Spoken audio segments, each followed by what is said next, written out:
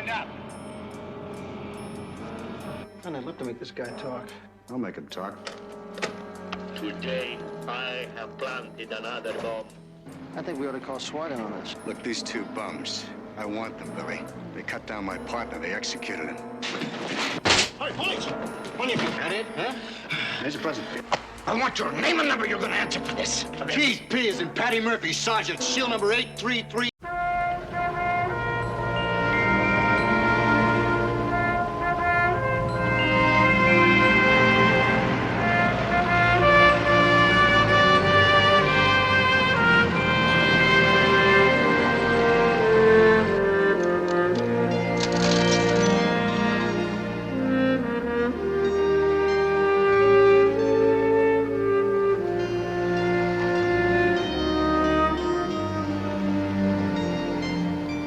My brother was right, know that, Murph? I should have stayed in law school. Sure. Then you could have defended the cockroaches instead of bunking with them. Always the cynic. No, Tony. Just a realist. Verissimo. If that means something dirty in Italian, you better... Means realism. Or close enough. That's what's kept you on the street all these years. When you should have made lieutenant years ago. Partner, it's us New York street cops that keep the roaches from consuming that sweet and gentle 8 million people out there. As the saying goes, partner, you served your time in hell. Why not relax a little? Take one of those cushy desk jobs. Why not, huh? That's easy. I've got 6 months left before I'm eligible for pension. And I'm doing them. Just doing them. Rotten heat. I bet I've sweat off 6 or 7 pounds. How about a cola? How about shutting up for a few minutes? You're beginning to sound like my brother-in-law's. Hey, partner, if they close in, will you...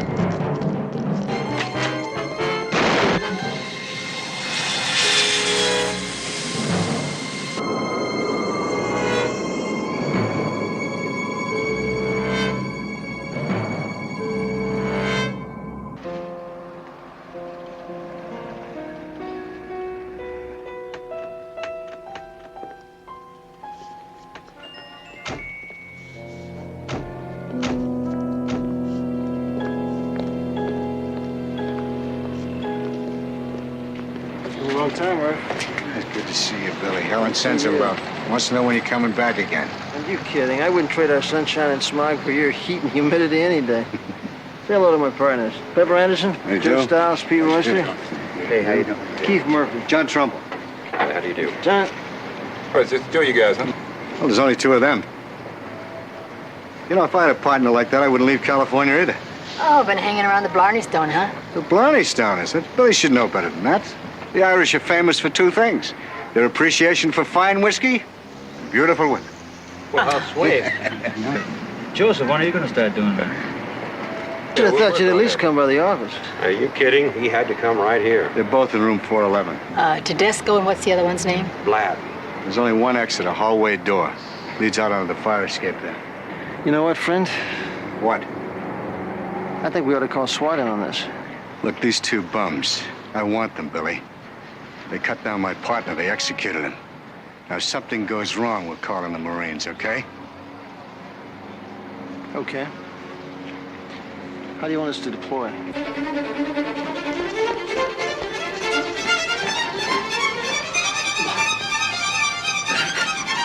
Wait, hold still.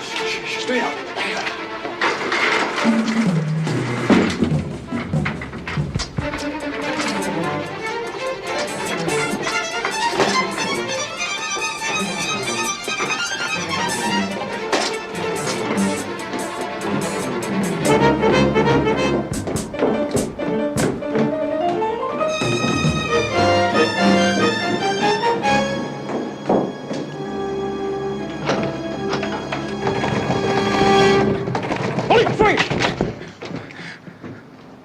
on, you bum, you put it down. There's two ways out of here. The easy way in cuffs or head down the stretcher. You take your choice. Get out of my way. I can't miss with this thing. Murph! Stand back! Damn it. I've got nothing to lose. Murph! You hear me? Nothing. Come on, kid. Mouth, put it down. Or I'll ram it in your ear. Doing your gun, man!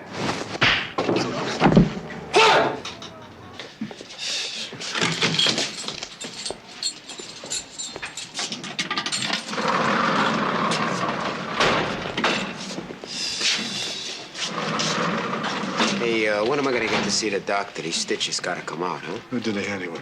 Come on, I asked you a question. Who treated you? God, Dayton, that old butcher from Long Island. Leave the crybaby alone. What happens next when I see my lawyer? You waive extradition. We'll fly you to New York tomorrow. With who?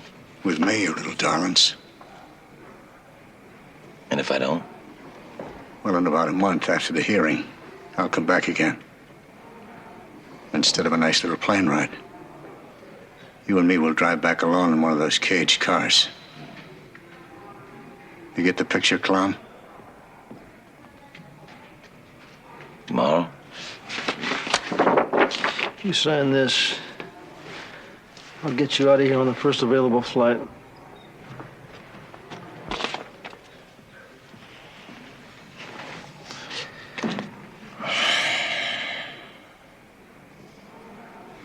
Well, a jail's a jail, whether it's here or in New York.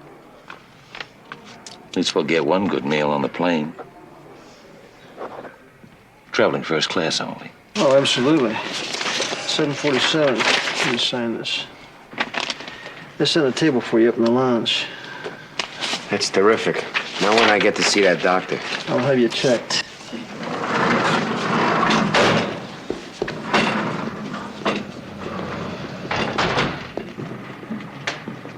Murphy, if I ever get the chance, I'm gonna put you in the grave with your spaghetti twirling friend. What I want to know is how you located him so fast. The butcher, Dr. Dayton, he's kind of a reluctant snitch. Blatt phoned him from here to find out about the follow-up treatment. And he gave the good doctor the number where he could be reached. Right. You know, there are rules and regs that aren't in the Hippocratic Oath. I used to say hypocritic before Helen straightened me out. She's a great woman. You know something? I wish you guys would hang around for a few days. I'm game. My first trip to the coast. Murph? No, I want to get both these guys back. That officer that was killed in the liquor store, did he have a family? Yeah. Had two kids. 2-year-old Tony Jr. and a little girl about 6 months. Hey, Murph, how's that trying to be? Listen, did I tell you that this guy has 6 kids? 6? 6. The youngest is how old? Caitlin will be 5 in June. What do you do in your spare time? Well, Irish Catholic, oversex, you know. You know, speaking of kids, I better check in. Excuse me, huh? He's a doll. It's quite a partner you've got a hold of. He's the best. Guys stand in line to work with him. Were you surprised the way he handled that arrest today? Yeah, let's just say I'd have handled it differently. Tedesco doesn't deserve a trial. But then Murphy's a better cop than I am. Did you ask him about why he didn't shoot? When we got back to our hotel room, yeah. He said Tedesco probably would have gotten off a shot. Some innocent party in one of the adjoining hotel rooms might have gotten hit. Now, would you excuse me for a minute? It's right back there. Oh. Yeah, everything's fine, hon. Yeah, we got them both. Yeah, I'll be home on the 10 p.m. flight. How are the kids? Oh, great. It's just that, well, nothing's really together when you're not here. You know that. Oh, listen. I know that, sure. Give all the kids a big kiss for me, will ya? I gotta go. Keith, Dr. Milton called. He wants to talk to you right away. What's that all about? Oh, that's just the department physician. It's a routine physical. He says I'm overweight. Need to lose about 10 pounds. He's got a special diet for cops. Lots of booze and loose women. Hey, you big Irish lug. You got all you can handle right here at home. Yeah, I know, sweetheart. Nobody's eating their corned beef and cabbage. Murph didn't even touch his meal. Did you see how his hands were shaking? They just buried his partner, Pepper. Yeah. Doesn't happen every day. Listen, I gotta go. Billy and his partner are waiting for me. Did you give him my love? Tell him to come back soon, and I'll make some corned beef and pasta, okay? Keith? Yeah, huh? I just want to say I love you. I guess I never know how much till you go away. Sure, I know. Me too. I'll see you tomorrow.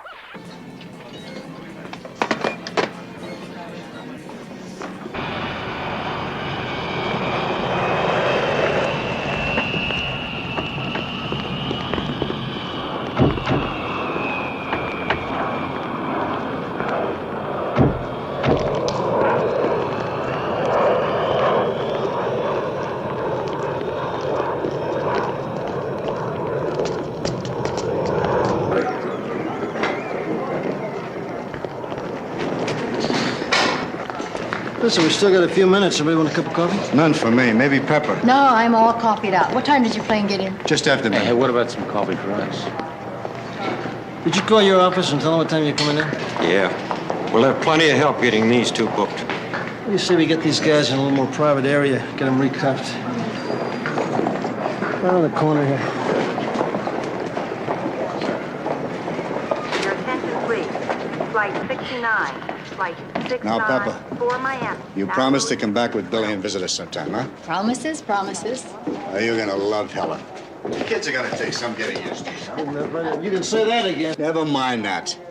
Get Billy to spring for some airline tickets. You come back, the two of you, and bunk with us, and we'll take the Big Apple apart. Yeah, anytime you say, Crowley.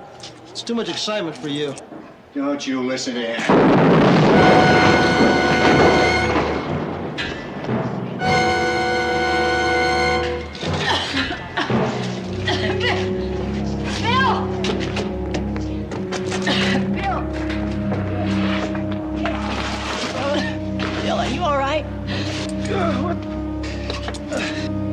Where's Tedesco?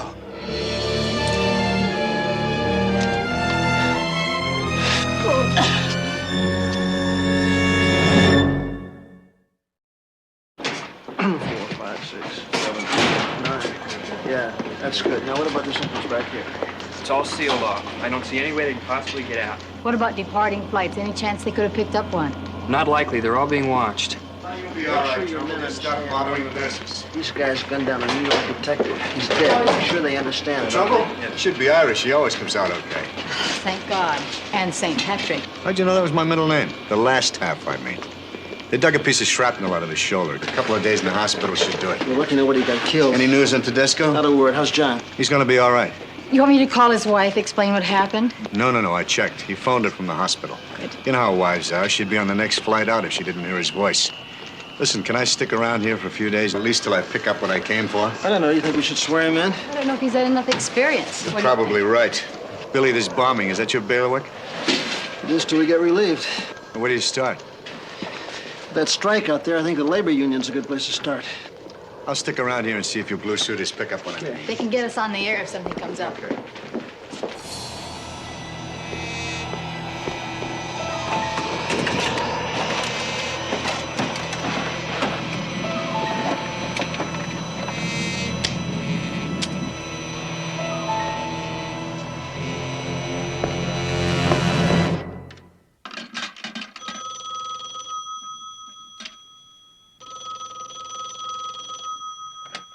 Hello? Miss Murphy, this is Dr. Milton again. Oh, hi, Dr. Milton. I was wondering if, have you heard from Keith? Yes, he called last night. He said he'd be home sometime tonight. Well, I'd like to talk to him as soon as possible. You'll be sure to tell him that. Of course. Is anything wrong? I mean, with the physical? Oh, he's fine, Mrs. Murphy. I simply have some questions regarding his past health. Sorry to have troubled you. No trouble at all. I'll put him on that new diet just as soon as he walks in the door. That's the kind of talk I like to hear. Goodbye, Miss Murphy. Bye-bye.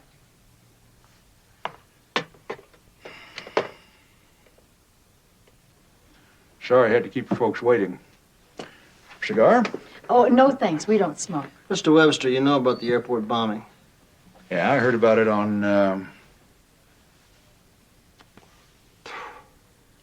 Wait a minute, is this why you're here? Because you think my union had something to do with that? We're not sure about that, but we do think this is a good place to start. Mr. Webster, we talked to a few of your pickets. It seems this has been a pretty bitter strike. I'll name you one that isn't until it's over. Look, Sergeant Crowley, is it? Sergeant Anderson? Mm-hmm. We don't settle labor disputes that way. We bargain, folks. We bargain for what we get. This is bothering you, isn't it? Oh, no, not that much. Oh, I'm sorry, I'll put it out. Lousy habit. Stopped once. 3 whole weeks. Shame you started up again. What about disgruntled employees? I mean, anybody that might want to make the union look bad? Yeah, there is one guy that comes to mind. Hothead named Ricardo, mechanic. Airline fired him for using dope, and he blew up. He was sore as hell at the union, at me for not fighting to save his job, but our position's very clear on that. He shouldn't be working on those jet planes while he's loaded up on dope. Look, folks, there's always one bad apple in the barrel. Could we have his background, name, address, etc.?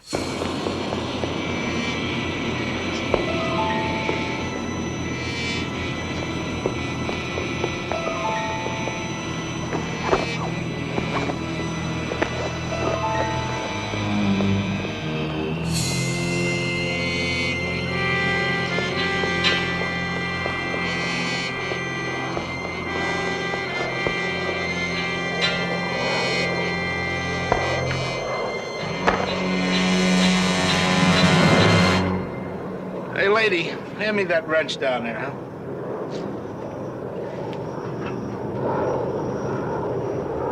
You're welcome. So what happened to Ricardo? So he kept showing up for work half-loaded. I had to get rid of him. Did he tell you about his other jobs? Sure, I know about his beef with the airlines. I had to call him for references. They warned me, but I needed a good mechanic right away. After he was fired, thank you. Did he scream raw deal? From the rooftops. He felt the union let him down. They didn't back him up in his fight to keep his job. Look, if he comes back, we'd appreciate a call. He won't. He had a fight. I had to throw him out. If you ask me, he's a psycho. Thanks a lot. Hey, lady, that oil line down there. It's nice, isn't it? Yeah, so I'm going to be hung up here for a few days, sweetheart. Yeah, John will be released from the hospital in a couple of days. Tell him not to worry about Penny. She's going to stay here with us. Oh, that's fine. You're a good woman, Mrs. Murphy. Consider it. Helen, do you hear me? Yeah, Keith, Dr. Milton called again. I don't understand. I mean, why does he keep phoning?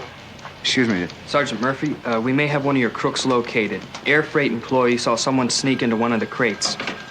Yeah, I gotta go, Helen. I love you, yeah? I love you, too.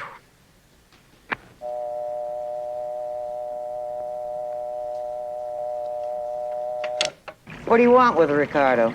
We want to talk to him about a traffic accident. Traffic accident, my fanny. It's dope, right? That's right. Now, do you know where he is? Is he here? No, moved about 2 weeks ago. He moved where? What's that? He moved where? Hey! 12Y50, go ahead. 12Y50, meet 12Y52, standing by with Sergeant Murphy at the air freight depot. Code 2. Roger. Hey, wait a minute. Where are you going? Look, I've got another dealer in 219. You could bust him.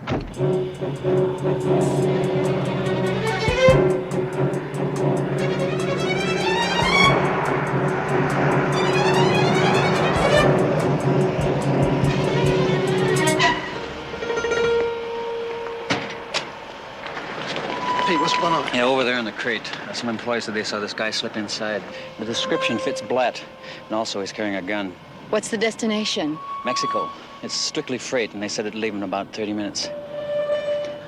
I'm gonna get that forklift. Let's get him loaded.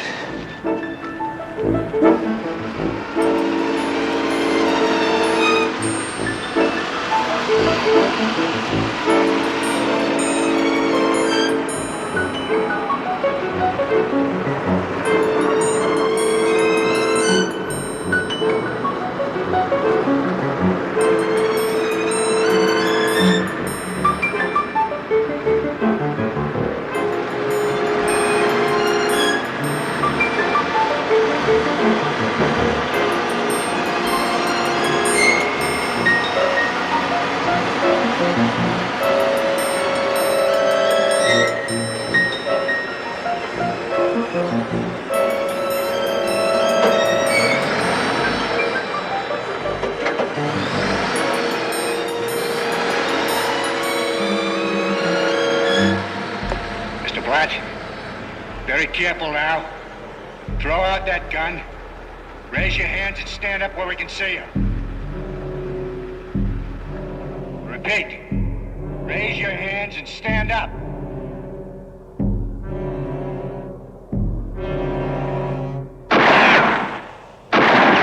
Mr. Blatch, throw out the gun or I'll blow you all the way back to New York.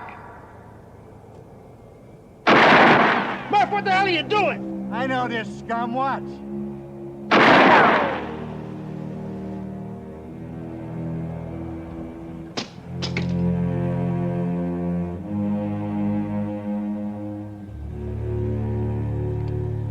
One to go.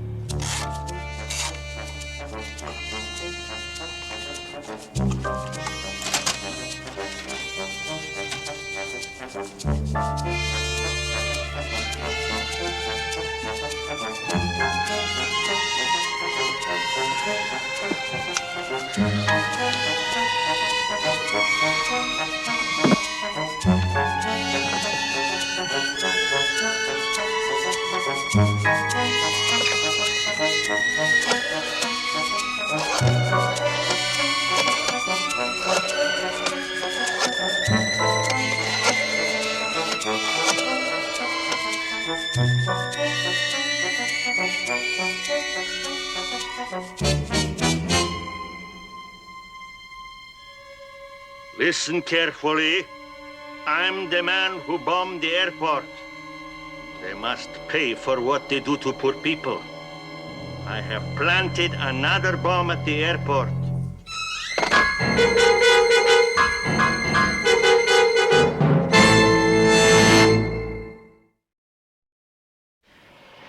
Where is he? I told you, I don't know. Did Disco tell you how he'd get out? Get out of what? Watch your mouth, clown. Look, he still had one handcuffed. He said he was gonna take it off, and then, And then what? Talk. Murph, Murph? All right, Blatt, what'd he say? He was gonna get a gun. Where? Did he say where or how he was going to get one? But I can tell you this much. He said nobody was gonna take him back. He's to lock him up forever. And he meant it. Hey, Pete! Yeah? Get this guy out of here and lock him up. Put him in isolation. Right. And from the village of Murph, you okay? Yeah, I'm fine. A couple was being married. I tell you, we all get a little edgy. We're in the middle of one of these things. I don't think Blatt was holding back. I know Blatt's just a follower. I just don't want Tedesco to get away. You can understand that, Billy. What are all these vacant lots for? Oh, it's part of the airport expansion. The city bought up hundreds of homes. They'll all be moved. Progress, huh? Now stay tuned for another But they at 55 least leave minutes some of the your trees. favorite music, featuring I like the biggest trees. of the big bands, They including- seem to live forever if And you just now, leave them special alone. news bulletin. This station has just been contacted by a man claiming to be the airport bomber. His warning, and this is a direct quote, "I've planted another bomb at the airport." Immediately preceding. I figured you people would be here, so I had my secretary draw up that transcript. It's verbatim. There's nothing missing. Thanks, Mr. Gerhardt, but what we really need is the tape. We don't really need this, just the original I'm tape. sorry, sir. That I've got to decline. This station's in the news business, and that tape's an important item of news. Yeah, news is important, but you don't seem to understand. We are dealing with a madman, and he's planted another bomb. What about human beings? I mean, that tape is our only lead to whoever is responsible. I anticipated this problem with you people, and that's why I had the transcript drawn up. I've also seen my lawyer. Obviously, you don't understand the problem here. I understand the problem, Sergeant. I understand the laws. I expect you understand the law. Now, if you want to confiscate material belonging to this station, then you get a warrant. That could take hours. We're in a foot race with the clock. Don't you know that? What do you think you're doing? Shut up. You had the tape less than an hour. You made a complete transgression. It's got to be your son. Murder! I'll break it off, Gerhard. Give it. Here, that it, huh? Here's your present. I want your name and number. You're going to answer for this. Keith P. is in Patty Murphy, Sergeant, shield number 83300, New York City Police Department. Hey, you better make the call now. There's a 3-hour time difference. Baggage for passengers who arrive on flight 207. Now placed in the baggage area.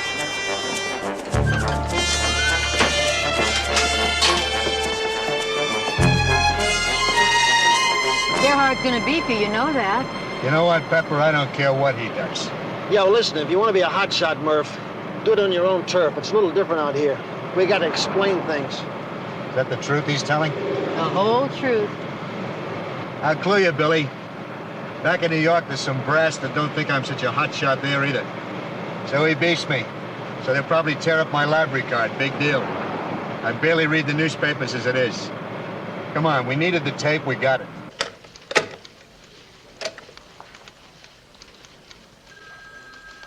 Poor people in this country have no property rights. The airport takes what belongs to the people. It pays nothing. Close the airport or there will be more bombings. Today, I have planted another bomb. Shut down the airport. Return our property. They've got to pay. What kind of an accent is that? I don't know. The lockers. How long will it take you to search all the lockers? Sarge, that bomb could be anywhere. Just to search the lockers alone could take all day. There's over 3,000. Look, I'm only in charge of the investigation, but if I were you, I'd get a hold of Lieutenant Burke. I'd get some help and I'd get started. Who's David Gerhardt? Huh? Why? Well, we just left the office and the phone was ringing off the hook. Some guy named Gerhardt phoned the chief and said that you guys had beat him up and forcefully removed his possessions. Now he's holding a news conference. Didn't take him long, did it? You want to give it back? My old father said if you can't stand the heat, Get out of the kitchen. Play that again, will you? Huh? I think I know that guy. You're kidding. Poor people in this country have no property rights. Yeah, that's him. That's the guy. That's what guy? He worked in the parking lot around here. He bothered the customers. I had to fire him. But what's his name, or where does he live? Oh, he had some foreign name. He used to live over near Century Boulevard. Wait, what do you mean, he moved? The airport took his house. The new runway. How old would you say he was? Can you describe him? Yeah, he's about 40, I'd say. Salt and pepper hair. Sergeant Anderson. About 5'10". Okay, I'll tell him. Bill. Huh? Simmons wants to see you. Outside.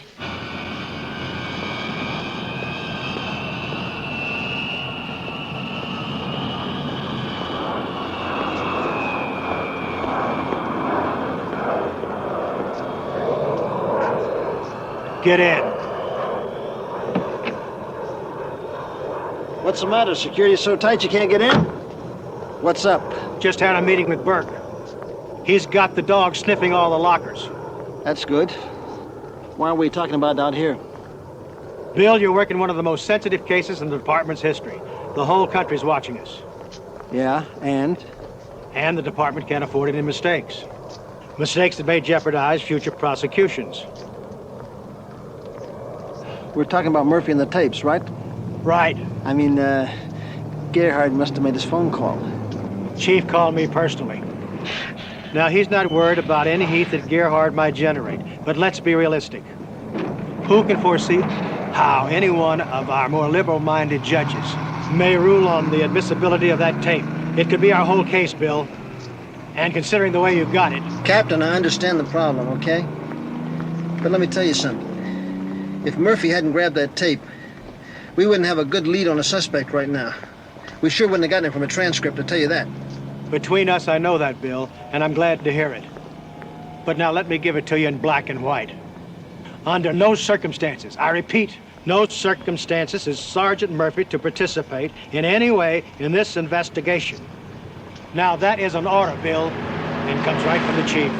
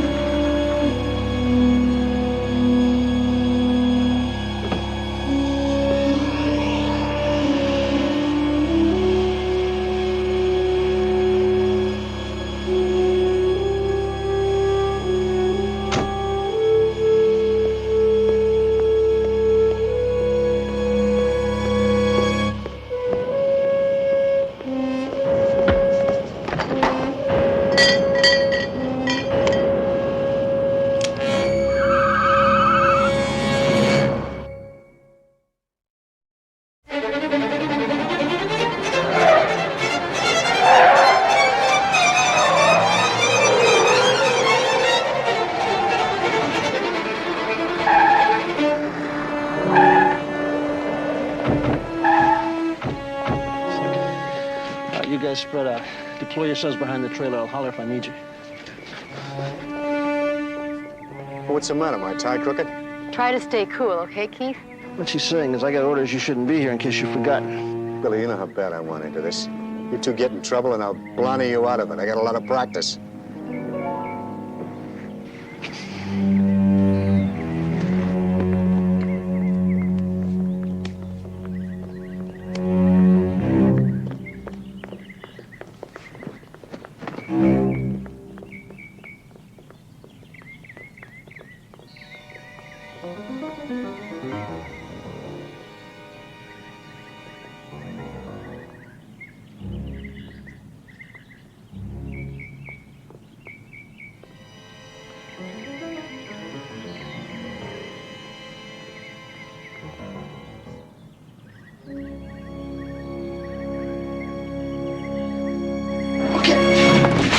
Hey, police!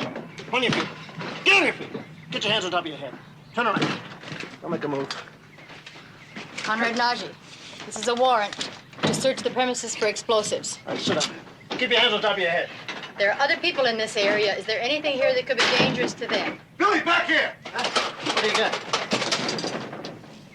That's not armed, is it? I don't know, but I'm not taking any chances. I got one, Pep. You know what you're doing, man? You know how to do that? Yeah, I know a little bit about a lot of things. Is that it? That's it.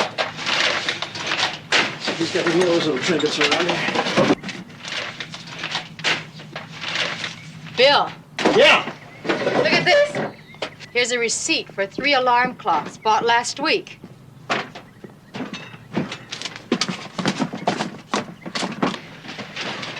Hey, Murph. See if you can find another alarm clock. Because if we don't, we sure as hell got another bomb on our hands. Is Sergeant Murphy there? This is his wife calling from New York. I'm sorry, ma'am. He's out with Sergeants Crowley and Anderson right now. Just a minute, Mrs. Murphy. They just came in. Sergeant Murphy, it's your wife.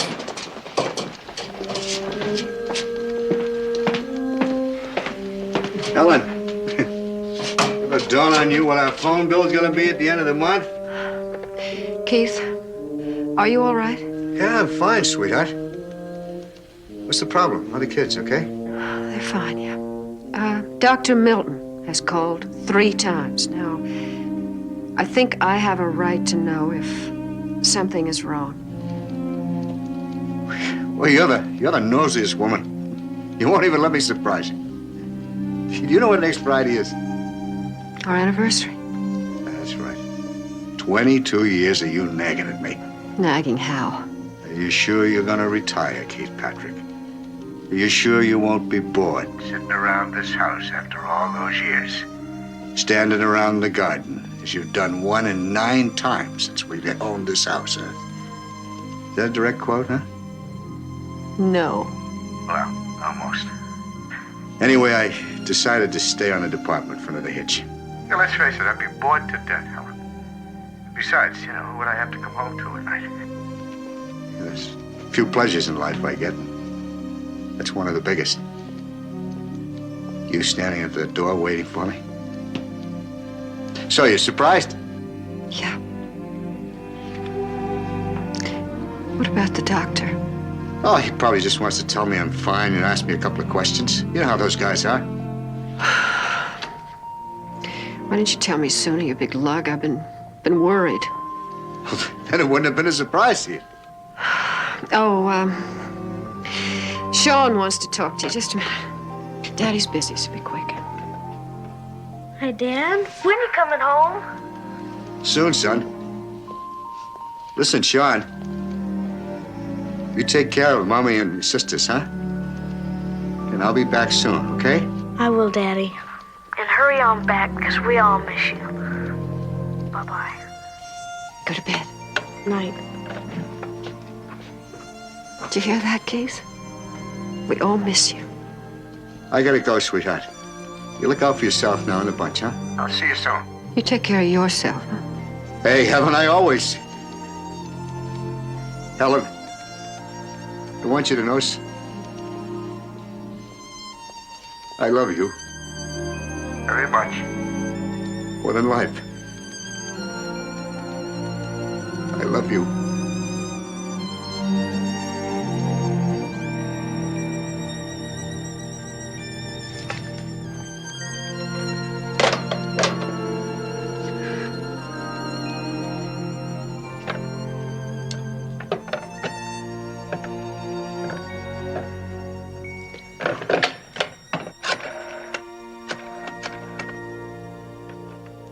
You're lucky, Najee. You're really lucky. You understand what I'm saying to you? So far, nobody's been killed. Unless we come up with that bomb, you could be responsible for a lot of innocent people dying. You know what I'm talking about, Najee? I'm talking about murder. What's happened? Well, he hasn't opened his mouth since we brought him in. I heard about that officer at the airport. He's in really bad shape. Doc says he may pull through, though. Has he got a family? 3 kids. When we get to Disco, I'll, How do we know Tedesco did it? Well, who else could it be? Well, he'll get his. Don't worry about that. I guarantee that.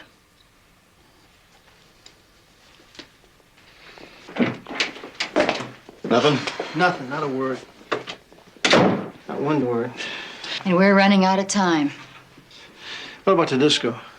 Scotty Blake doesn't think he got through. He's still at the airport. Sorry about that guard, Billy. Murph, this whole mess is starting to get to me. Man, I'd love to make this guy talk. I'll make him talk. Let me at him. I'll break every bone in his body. Keith, with a man like this, nothing physical is going to work. She's right. But what is? Hey, Bill. Just got a call from the airport. They spotted Tedesco. What about Najee? Stick with him, Pep. See what you can get out of him. Mr. Najee. Nudge. What you're doing, Mr. Nodge. What you've been doing. I understand your reasons. You're angry, very angry, and hurt. And you feel you have a cause and you want the world to know about it. You know, many of us do. Without something to believe in, without a cause, most of the people in the world would just be existing. Causes are very necessary. But there are other ways to let the world know about our cause by, not by bloodshed and violence, but by shouting out, "Hey, listen to me. Listen to me. I have something to say. Pay attention to me." We all feel that way. We can get newspapers. We can get reporters to come here, as many as you want. And you can speak, you can tell them everything, and they'll listen. You can You can say what you have to say. They will listen, and they'll put it on the front pages, and they'll put it on television. But not until you tell us where you've planted that bomb. Innocent people will die. And you'll have lost your voice forever.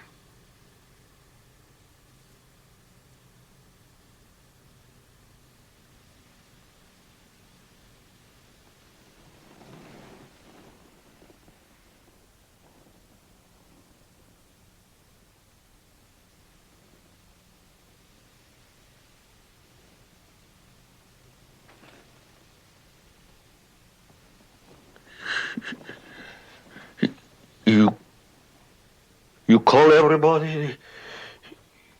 Radio, TV, everybody? Everybody.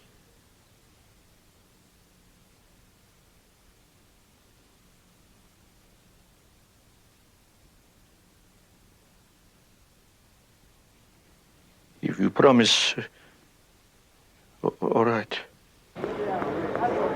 Listen, if you can't get, tell him Sergeant Crowley's trying to get a hold. Crowley, C-R-O-W-L-E-Y. What's happened?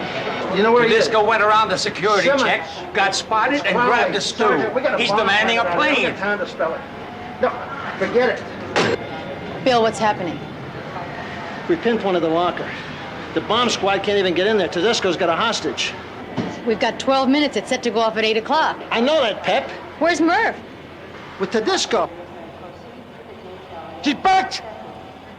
Get out of my way. I can't miss with this thing. I'm telling you for the last time, you move any closer and she's dead. Tedesco, let her go. There's a bomb planted in there, man. It's going to go off at 8 o'clock. Sure.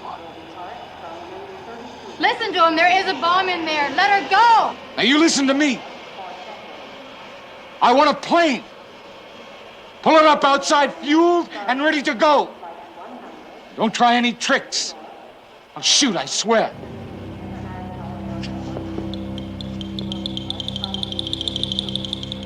Maybe I warned you if I ever get the chance. Now you keep back. Murph! You let that girl go. You and me, we're gonna get on that plane together. I'll be your hostage, okay? No good. She's the best card I could hold. Wrong, I am. You don't leave without me. It's that simple.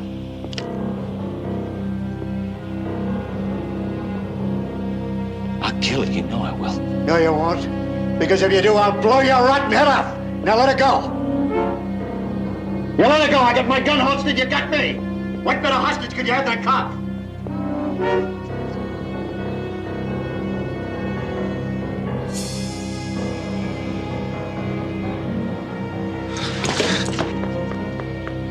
I'm gonna tear you apart with my bare hands. I want that plane, Murphy. Now you get over against that locker so I can search you. Don't go in there, Murph. No, you're not gonna leave here. You're gonna die right here tonight. You're crazy. Now you keep back, Murphy. Yeah, I'll keep back. It's all over now.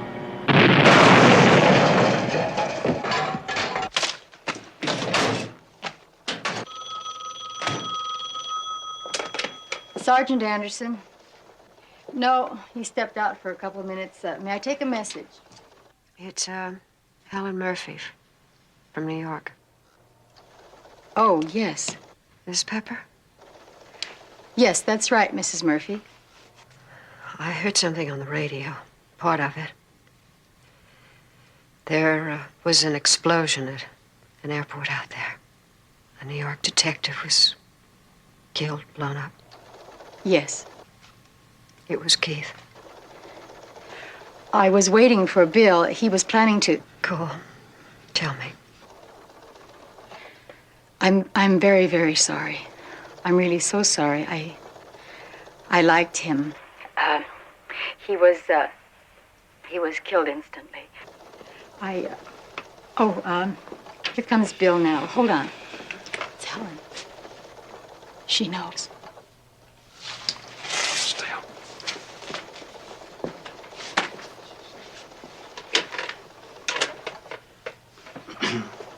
Helen, honey, it's Bill. I know, Billy, I know. Just tell me one thing. Did he walk into it? The explosion? Honey, he was walking toward this guy to disco and... Killed himself. It happened so fast. I don't know about that. I wonder about that.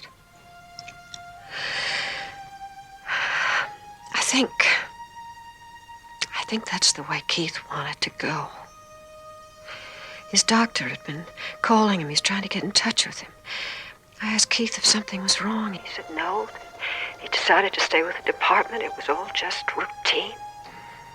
But his voice didn't sound like his. We'd been together so long. The same person, but not the same voice. When I called the doctor back to ask him to tell me, to make him tell me, he said Keith had cancer. What? But he couldn't be sure of it when he left New York, but he was certain now. Keith must have known that he only had 1 month, maybe 2. But why did he keep working? He could have... His pension? He had 6 months before retirement. In New York City, if a cop dies before that, there's no pension. Oh, Keith knew that me and the children that we'd need. Would you do me a favor? What's that, Helen? I'm going to catch the next plane. Would you ask your people to hold his body until I can get there? I want to be near him as long as I can be. There. And on the plane. The plane that's bringing him back. All right. Yeah, listen, I'll check with the airlines, find out what time you're coming in. I'll meet you at the airport. I appreciate it. Bye.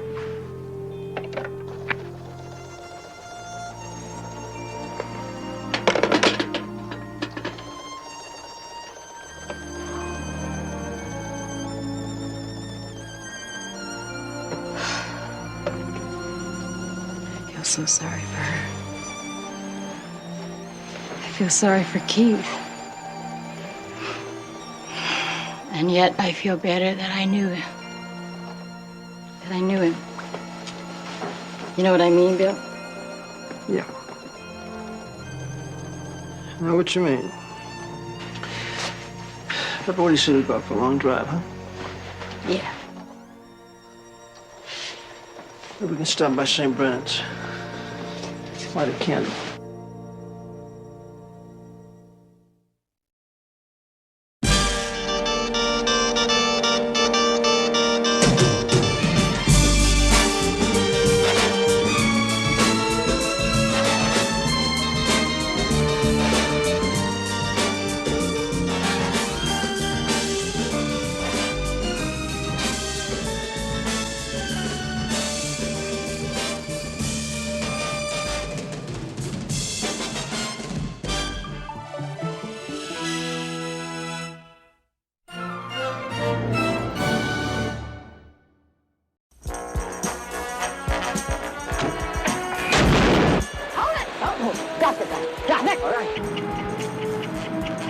There's a bomb in my car. What kind of a cop are you? A scared one is what I am. It was you, wasn't it? I don't know. Was it? A psycho? No, worse. No, I can kill you anytime I like.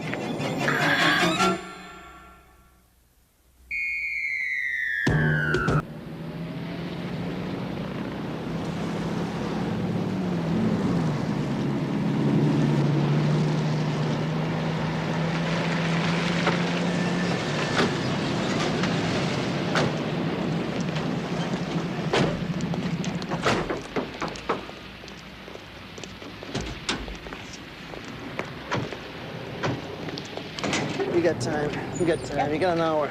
Yeah, hold an hour. To change, get out there, get set up. Ah, do you believe this day? I think if I did, I'd lie down and sleep through it. All right, follow me. Let's go.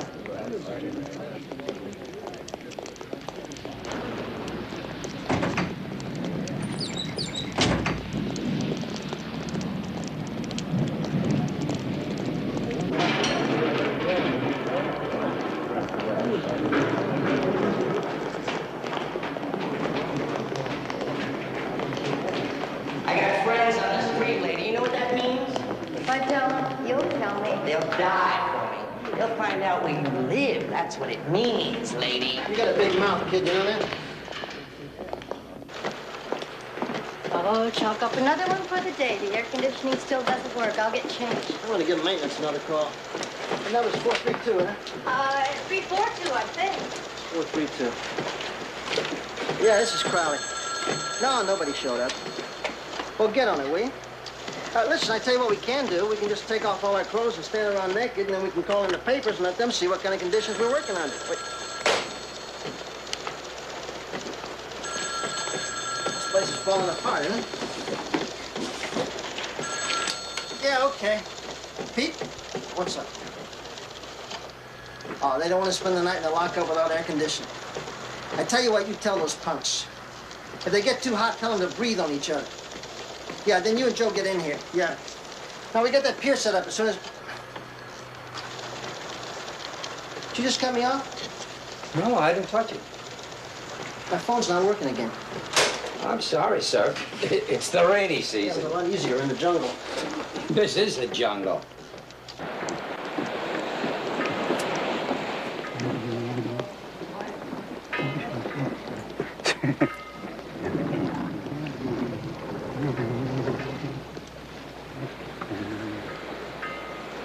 It's a little cooler out here. About the only spot that is. Yeah, it'll be storming pretty soon. Mm-hmm. Best time for fishing. You're pretty casual about that. What, my open box? Around here, everything's casual. You wouldn't want me to stand out, would you? No, not at all. All right, you show me yours, I'll show you mine.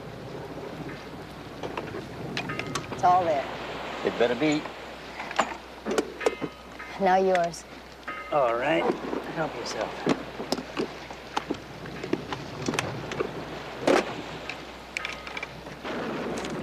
Same quality as a sample? Come on, I know who I'm dealing with. You don't have to worry. Look, friend, I'm not worried. I mean, I'm just the bag lady. If that turns out to be rat poison, I don't get hassled you till you get pinned to the ground and get fed to you with a spoon. You're a charming lady to do business with. Bye-bye. Good night.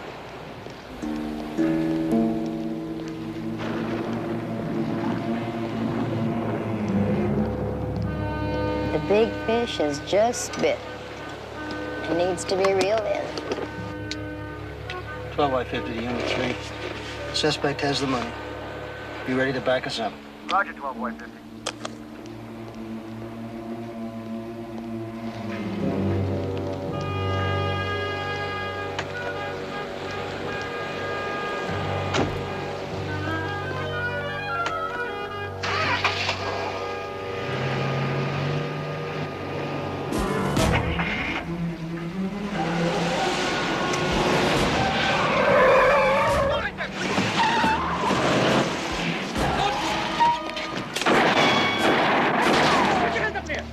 Put your hands up.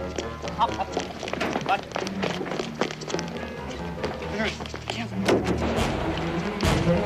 Hold it! Don't move. Drop your gun. Drop it. All right, all right. All right, get the sand. Come on, let's go. Okay. Take a stand. Let's go. Head your back. All right. Let's go. You got it. You like playing cop, don't you? You're not playing, Como. We'll see. Meanwhile, do me a favor. Drop dead. You know what I was thinking out there on the pier? How great it would be just to jump in that cold ocean and stay there all night. Well, we could always go back. I don't have a bathing suit. I don't either. Let's go back. That's what I like about men. You know what they're thinking. You don't have to guess. What's on my mind right now? Bet you're glad today is over. Yeah, that too. You know what occurred to me? All of us were in on the punt bust, and all of us were in on the Como bust. X number of men and one woman, and yet when they let their anger out, it was against the one woman. Now, what do you think about that, Dr. Freud? Well, I think, Sergeant Anderson, that the woman stands for the motor figure. The motor figure? The motor figure. So they get pretty angry when she comes down on them. See, they know that Papa's allowance going in. Oh, no wonder you're my boss. It's been a rough day. You want to go to Vinny's? Sure, I'm easy. I mean, after I change, after I make out the reports on the punks, after I make out the Como report. Just wait me when you're ready, Sarge. You guys making any headway? I don't know how much longer we can work at this sweatbox. Well, it's in the thermostat someplace. It's downtown area every Yeah, no, year. it's probably the rainy season, right? It stops everything except heat and crime. Hey. What? You ready? What? Vinny's, remember? Oh, listen, we got a call from my DA's office. Got an appointment tomorrow. Yeah. Well, wait a minute. What appointment? The review of your testimony in that rape case. Oh, at 9 o'clock. Yeah, I don't want to lose that one. He's a real sick one. Well, you can scratch it. The defendant was beaten up in county jail. The case is off the calendar. Miss Freeman said she'd be in touch with you. Let's get out of here. Mike, would you warm that up for me? Yeah, it's good one. Hi, Pep. Bill. Hi, Bill. Hi, Pep. fella. How about a tequila straight on a beer? You guys are not gonna believe this. They fixed the air conditioner. No, you know our prime suspect? They didn't let him go. No, not the driver. He's not important. We got him. No, but Mr. John Como was out on bail. How much bail for Como? $100,000 worth. So now he's walking the streets a free man, huh? Great. Out on the street even before my report gets processed. I've had enough Pepper, let me coffee tell and you something. aggravation. You did a hell of a job moving into that organization. Sure. Listen, drive carefully. The streets are slippery. I'm going home. Sure. Good drive, Pep. Good night, darling.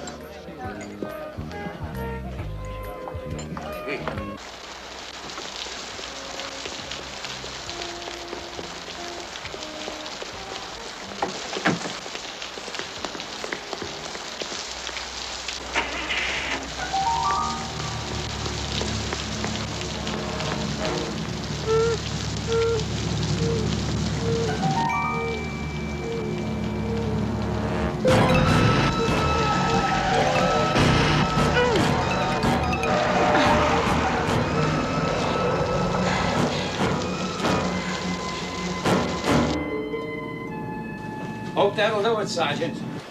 It's been happening all over town. Like I said, when Yeah, well, maybe you better just keep yourself available, okay? Yes. Still no answer. She's not home. It's not like Pep. She always calls in when she... Sorry I'm late. Well, where have you been? Well, I just had to get a little sleep, that's all. Oh, what's the matter? You sick? No, not really. What's the matter, Pep? Huh? You're gonna get mad. Well, maybe I won't get mad. I'm telling you, you're not gonna like it. Just tell me what it is, Pep, okay? Last night after I left you guys, somebody tried to run me down. Where? Outside of Vinny's. You mean deliberately? He convinced me. Did you get his license number? No, I couldn't even get a good look at the car with the rain. Wait a minute, why didn't you come back in the bar? Told you you'd get mad. No, I don't understand, Pep. I mean, why didn't you come back into Vinny's? Because I was running, I was scared, I just wanted to get home. What kind of a cop are you? A scared one is what I am. How would you like it if a car was trying to run you down all over the street? Styles. It's him, Bill. It's who? Pep, you know somebody named Napoleon? Yes, he's a snitch of mine. Well, he's been calling 4 or 5 times. He won't speak to anyone but you. Hello. Yeah, how are you? Okay, all right, I'll meet you there in about 20 minutes. Okay, same place. What's happening in 20 minutes? He's got something good. Wants to see me alone. I'm going with you. I'm just gonna follow you, okay? I wouldn't mind. Let's go. Napoleon's turned out to be a pretty good source. Well, if he's on that burglary gang, you can give him a bonus. I plan to. Oh, yeah? Why do you wear your coat when it's so hot? Are you kidding? I'm like an Arab. It reflects the heat, keeps me cool. Listen, I'll go get my car. Reflects the heat?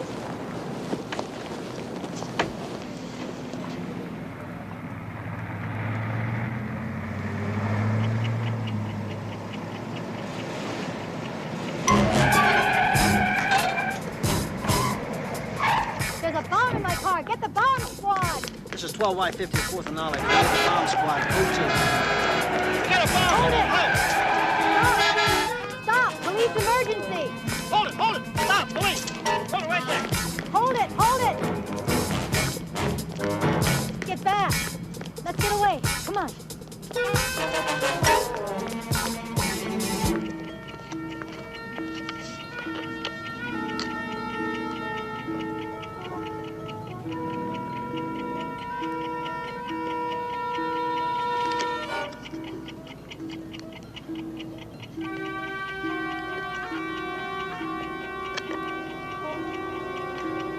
What's going on?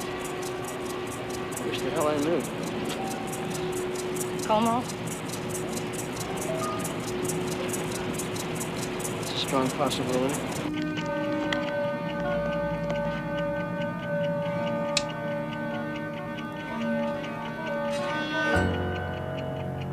I'm Mr. Como's attorney, not his parole officer.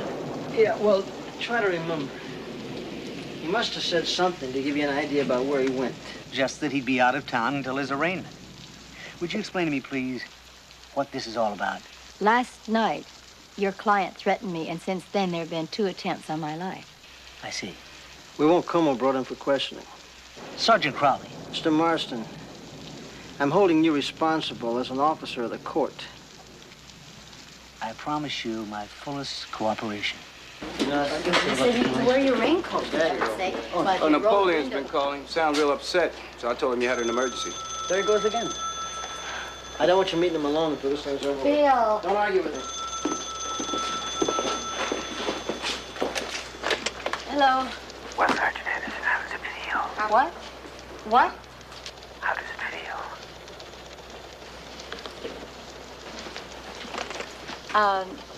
What? Who is this? How does it feel not to know what's going to happen next? It doesn't feel good. That's only the beginning, Sergeant. Only the beginning. Can you tell me why?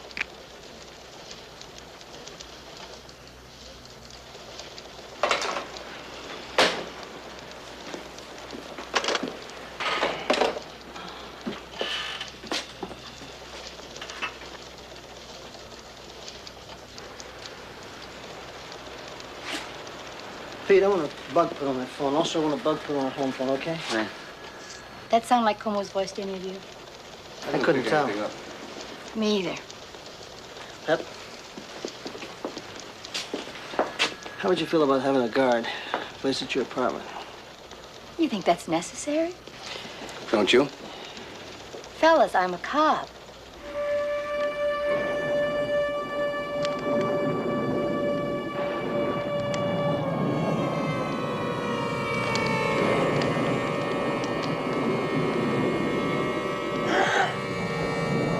Now I can kill you anytime I like.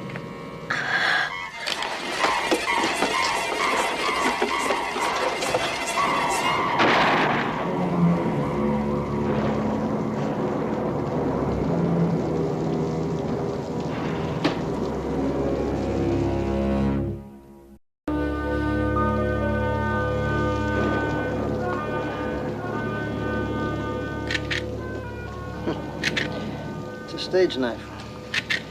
He obviously wasn't going to kill you with this. He said I can kill you anytime I like. Can't figure out how he got in. The door downstairs wasn't even forced. He went out right through there. Pep, I checked all the windows. They're all locked. Now, you must have left this open. With that rain, I would never have left it open. It was locked. Well, we're going to have to find you a new place to stay till we nail this nut. Get dressed. Tonight you're going to spend it with me. Come on, get changed. I'll be downstairs. Hey. We'll drop this off at the lab.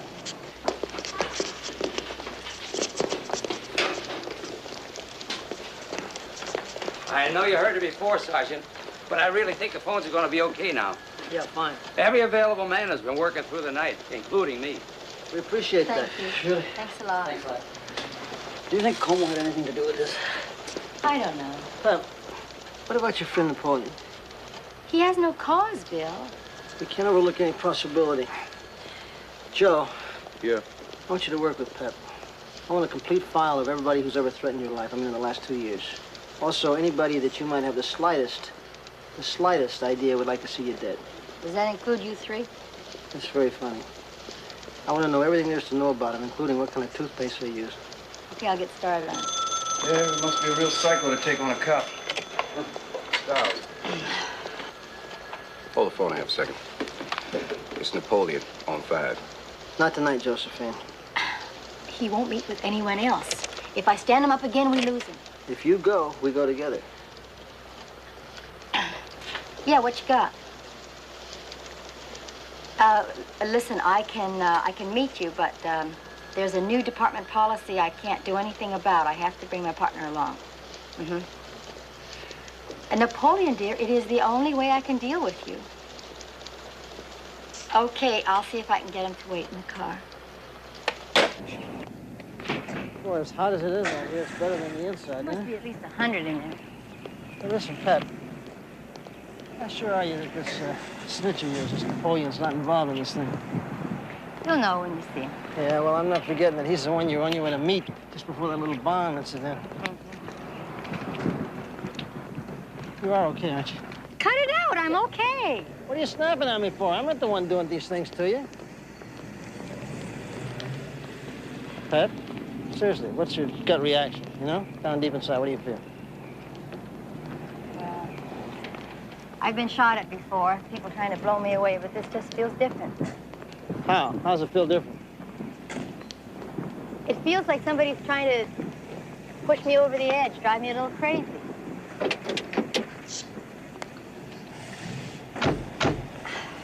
What purpose would that serve? I don't know. A psycho? No. Worse. Somebody who knows exactly what they're doing.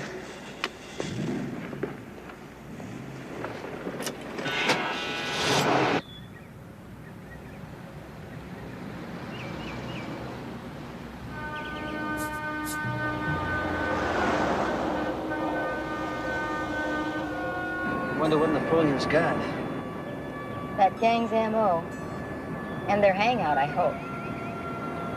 Sure is hot.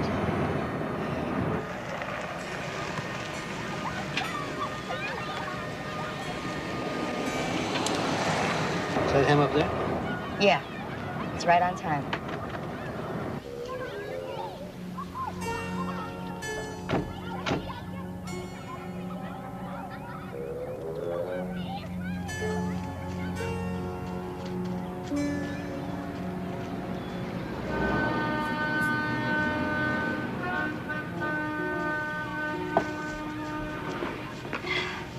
Nice of you to show this time.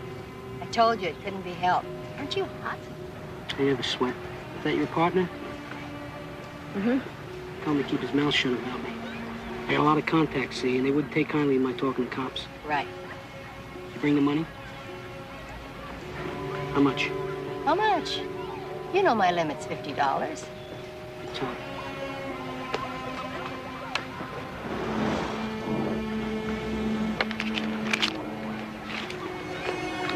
I want another 50 after you collar this group.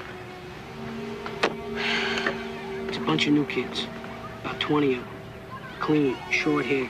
Like back in the 50s, taken after their fathers, I guess. Go on. They operate out of an auto body shop at 2421 Brady Street. Back then, it's like a regular warehouse.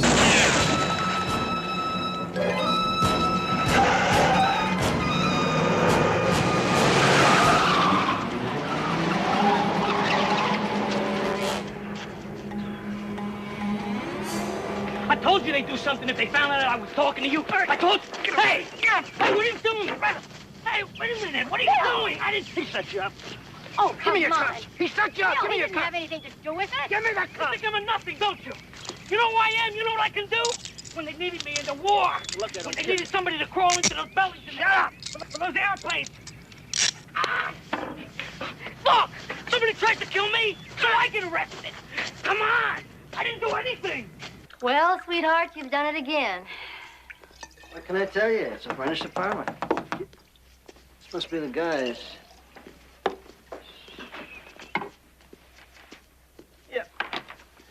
Well, we brought you something nice. Pep, I'll put your suitcase right over here. I had a lady pack it, so I know you'll have everything you need. Thanks, Pete. What you got, Joe? Come on, dig in now. You don't have to ask me twice. Gourmet cooking a la cardboard, huh? Bring an extra chair, Bill. Why don't you eat some, Pep? Well, I'm on a new diet, Joe. It's called Run for Your Life. What about Como? Did we hear anything? Oh, yeah. Como's arraignment's in the morning. Did you come up with any more suspects yet? Just those 5 you can scratch. 3. They're in prison. And we're working on the other 2. Now, what about Napoleon? Had him sprung. Good. We'll see. At least his information checked out. Hey, Pete, we had that auto body shop staked out. All right, that's a good idea. Yeah. How long am I going to have to be cooped up here? You play gin? Gin. Well, you weren't kidding when you said you played.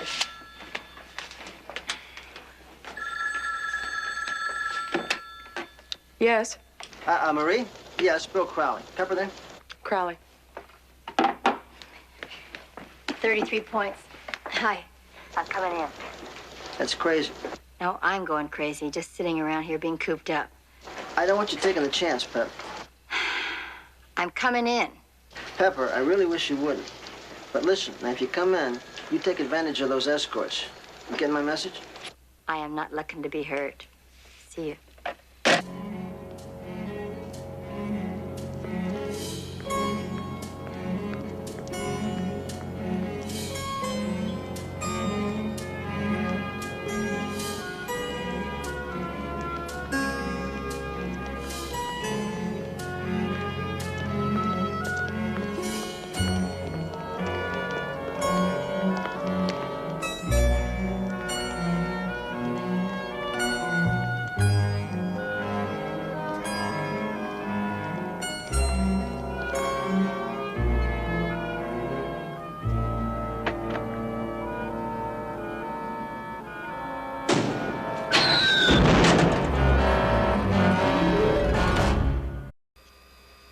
Talcum powder.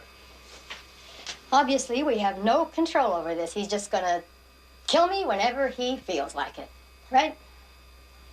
But, Pep, if there's something you think I'm not doing, just spit it out, will you?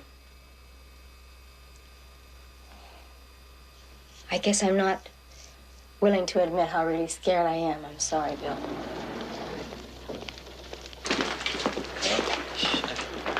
Okay. Come over early, man.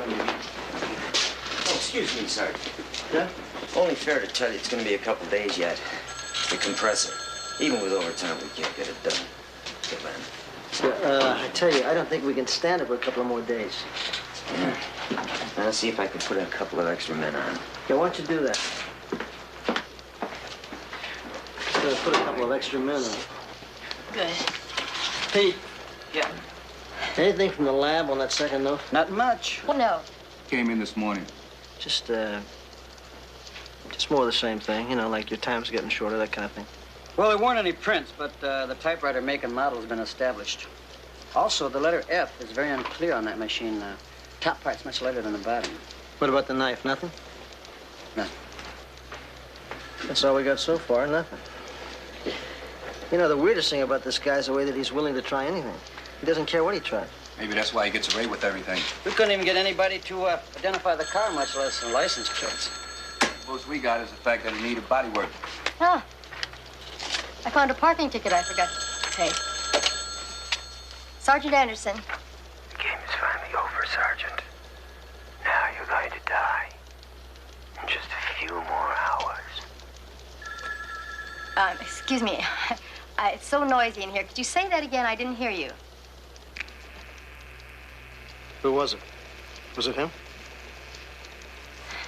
He said I was going to die in a few hours. Why? Something's made up his mind. I could hear it in his voice. Something's changed for him.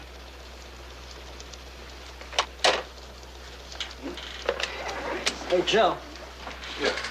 Do me a favor, will you? What's that, bud? My car's in the garage. How about bringing her around to the service entrance for me? Got it. Come on, take a walk with me. How come he always knows where I am? I'm assigning 2 policewomen to stay with you at my place. It's not necessary, Bill. Come on. No, I'll stay at a hotel.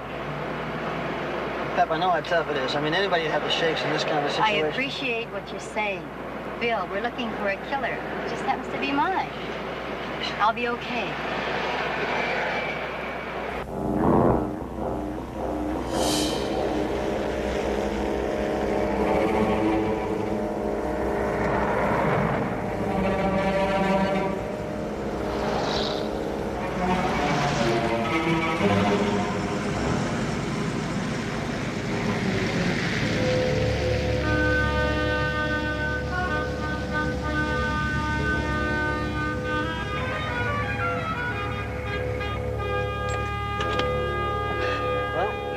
Just gonna be home for a while.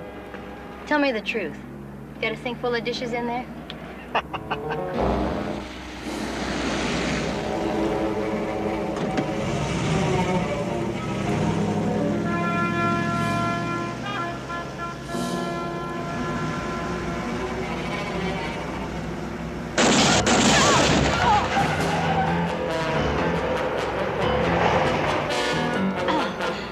He meant it that time. Bet he did.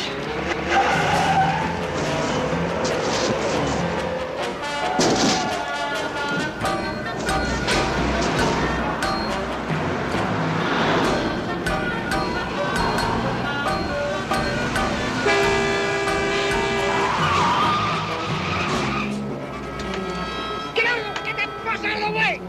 Get out of the way!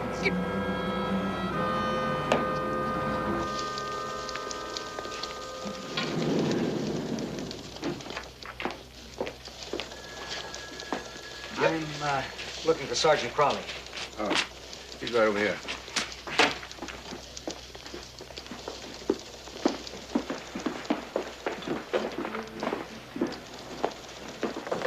Freddie, just...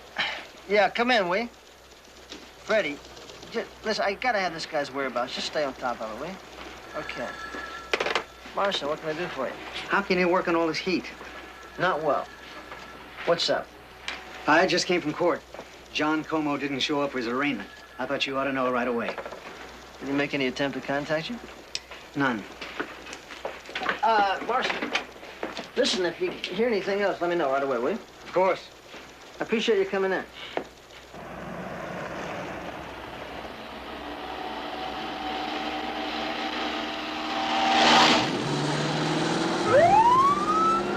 This is 7910 requesting DMV on 76 Triumph, California license 549, boy Adam K. Roger, 7910.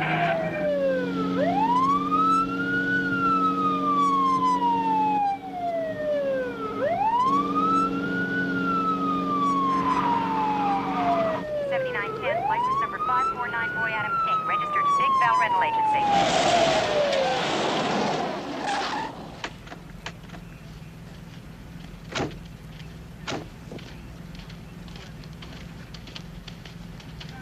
Good afternoon, sir. Afternoon. I was barely doing 60, officer. May I have your license, please? Sure. My insurance rate will skyrocket if you give me a ticket, you know. Well, I clocked you at 62 miles per hour, which is 7 miles over the speed limit. Sure. You know, you hardly see anybody going 55 anymore. Look at that.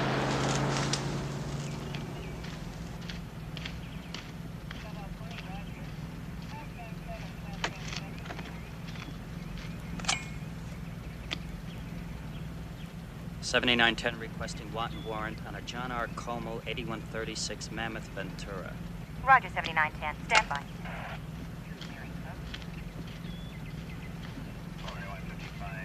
Mr. Como, would you mind turning the engine off and getting out of the car, please? Oh, sure. Certainly.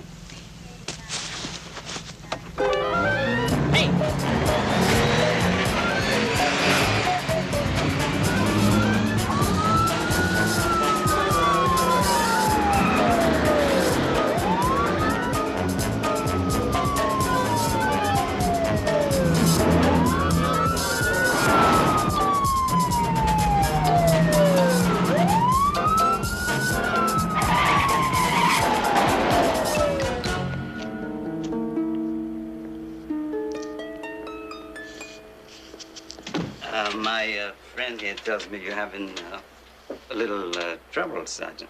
He didn't deny or admit anything. Oh, but why should I? With all the charges against me, why should I? It was you, wasn't it? I don't know. Was it? Como?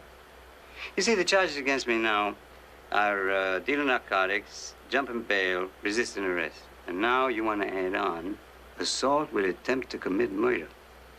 Go ahead. But, and here's the catch, you'll have to prove it. Are you saying you didn't attempt to murder Sergeant Anderson?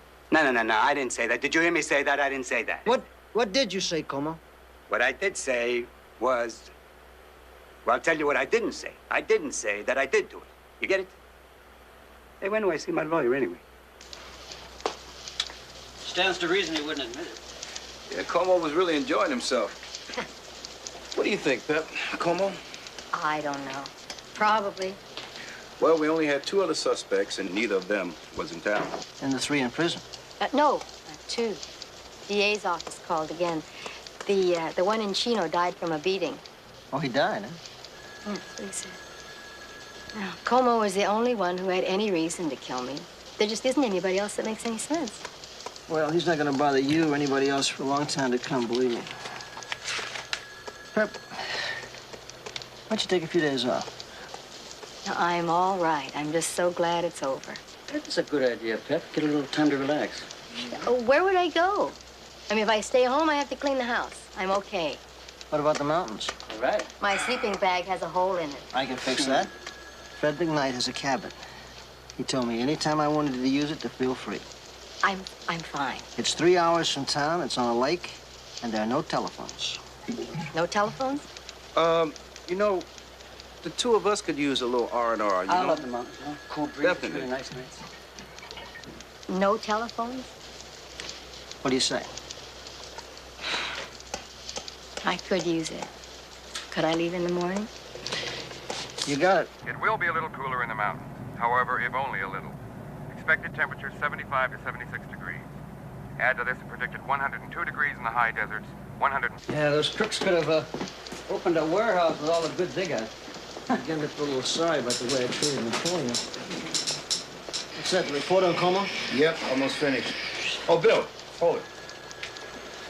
You know, Pepper tried to reach Napoleon last night. What about? About that other $50 she owed him. But the desk clerk said he checked out. He'll be back. Snitches don't give up $50 that easy. Yeah. There we go. Check it over, Bill. Yeah. Can you imagine being at the mountains right about now? I can imagine. Really? What's the temperature there? TV says 75. 76. 75, 76. We might have Joe. to go up there and coax her back. Joe. Yeah, typo? No, where are the notes? What notes? The notes to Pepper, what'd you do with them? In my desk. Get them for me, please. Yes, I have. Come on, please. What? What's wrong? Try something here. You know how that F doesn't strike evenly in the notes? Yeah. Mm-hmm. It's the same thing in this report Joe just typed. Look at this. Those notes were typed on this machine.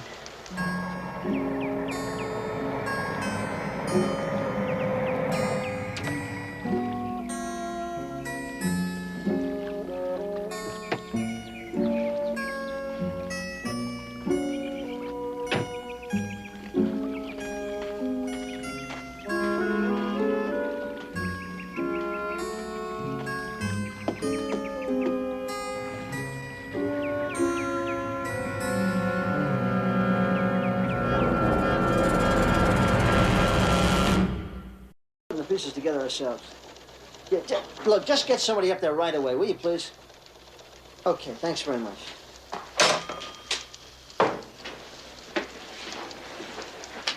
Confirmation from the lab. The notes were typed on that machine, all right. Now, did you have any luck reaching the ranger station? Yeah, they're sending one of their men up.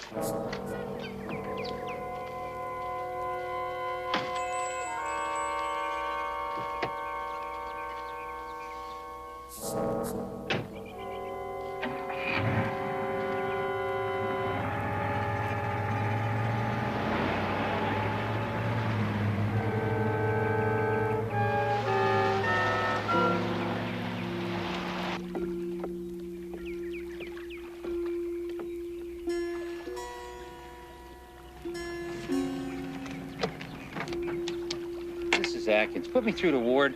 Hang on. What do you got, Mike? There's nobody's at the Caswell cabin. That's strange. What you want me to do? Hang around here or what? Meet you over in Sector 15. A kid broke his leg. Do what you can for him until the ambulance comes. Then check back. I know, it's mighty strange around here. A lot of people running around here I don't know. Yeah, the air conditioning repair man, cleaning people. Don't forget the electrician. Yeah, but they were only there one day. Well, the rest of them were in and out a hell of a lot. You know, it could have been somebody on the floor, because nothing's locked. Now we know how the guy got into her apartment, because she keeps her purse in that bottom drawer half the time. Yeah, you know, and he waited for his chance, made an impression of the key, and got a duplicate. With who? Hey, it's on again. All right. Hey, wait a minute. This guy's been here all the time. Hey, buddy. Buddy, come on down. We'd like to ask you some questions. Yes, sir. How long you been here? Since before you came in? I've never noticed.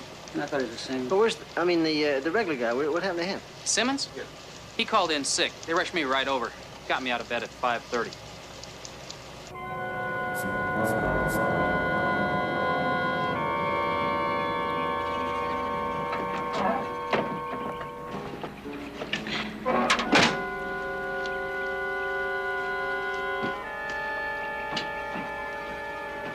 Yeah, well, you keep checking. Believe me, it's important. She still hadn't arrived yet. Did you find out anything? Full name, Daniel J. Simmons. Doesn't mean anything to me. That kind of rings a bell. He doesn't have a record. Okay, got it. Look, check him out. Now. Okay. They're sending a couple of men up to his house.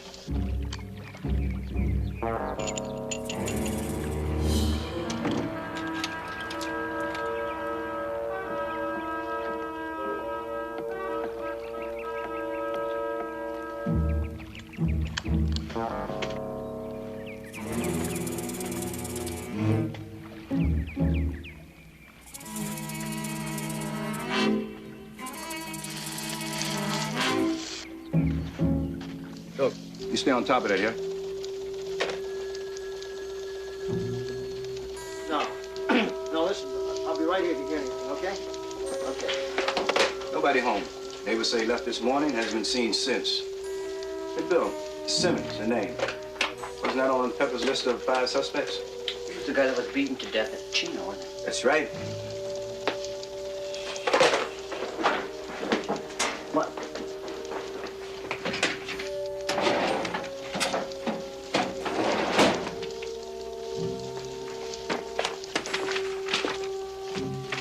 Here we go. Father's name. Daniel James Simmons. All right, let's move. Let's go. Okay. Yeah, Captain Cross, this is Sergeant Crowley. Listen, we got a problem here. We gotta have a chopper right away. I don't care about that. Let's get one from the sheriff's department.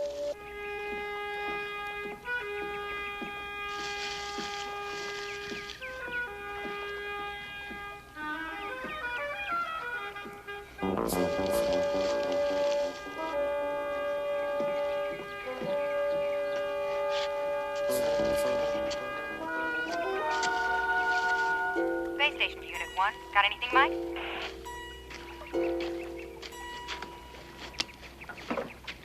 Somebody's car is here. Another one been parked down the road, but there ain't nobody in the cabin. You got a description?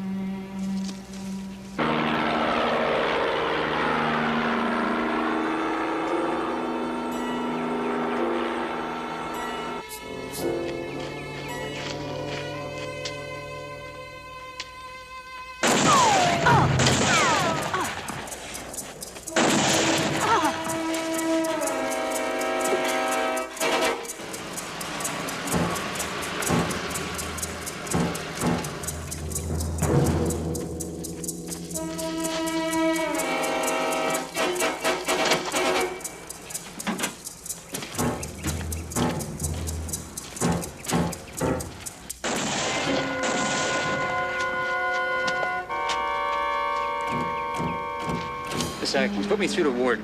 Just a second. Yeah, Mike. Yeah, there's some shooting going on. Sectors 36, 37. I'm gonna check it out. Yeah, well, I'll send Bonner to help you. Be careful. Roger, out.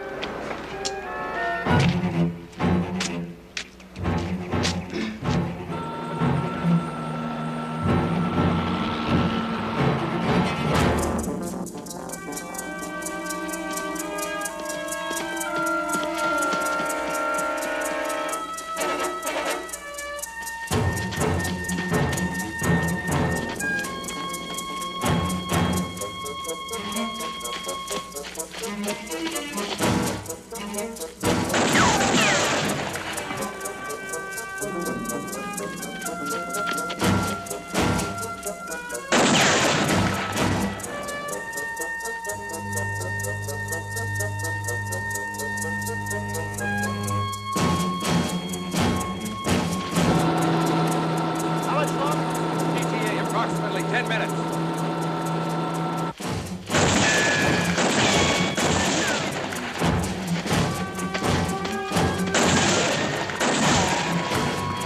Don't move.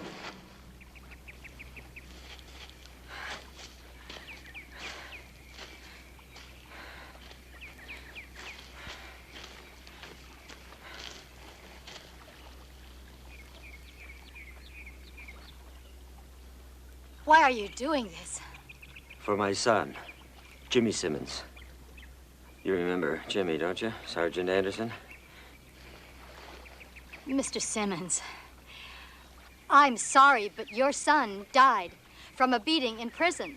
He wouldn't have been in prison if it hadn't been for you. You set him up. You testified against him at his trial, but you didn't tell the truth. How you lured him, how you wear clothes in such a way that... 5 women identified him as their rapist. I didn't lure him. They're gonna believe you? You're all alike. You wear your clothes, everything to lure a man.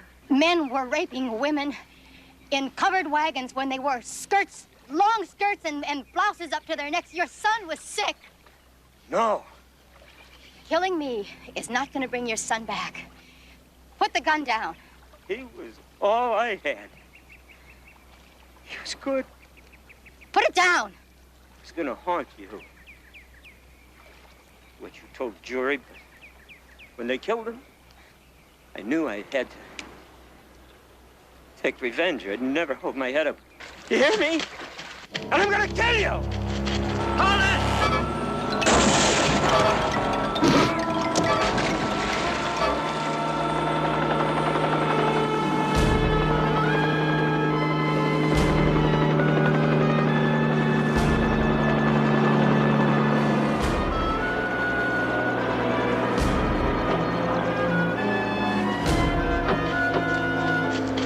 Listen, if I lost my kid, I'm sure I'd go crazy, too.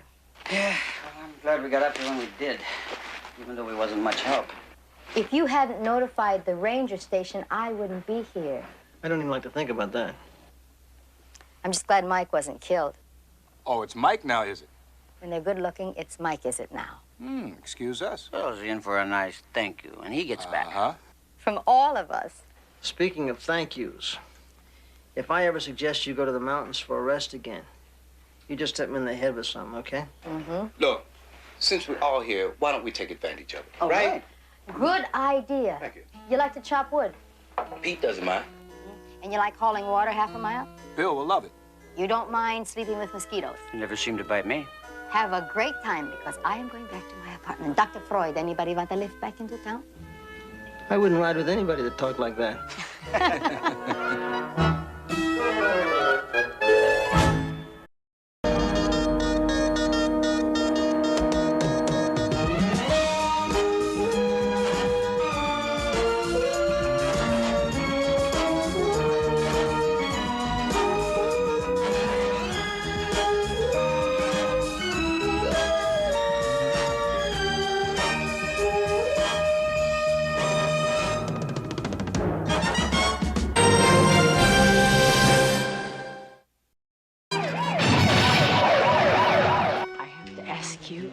Are you carrying a gun?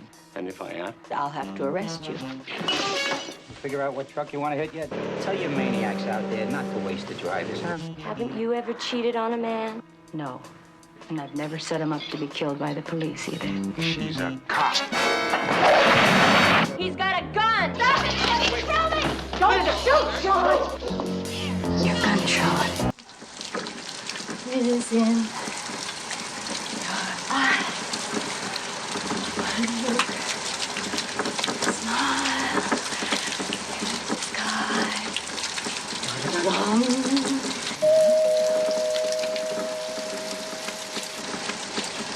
Our love is safe.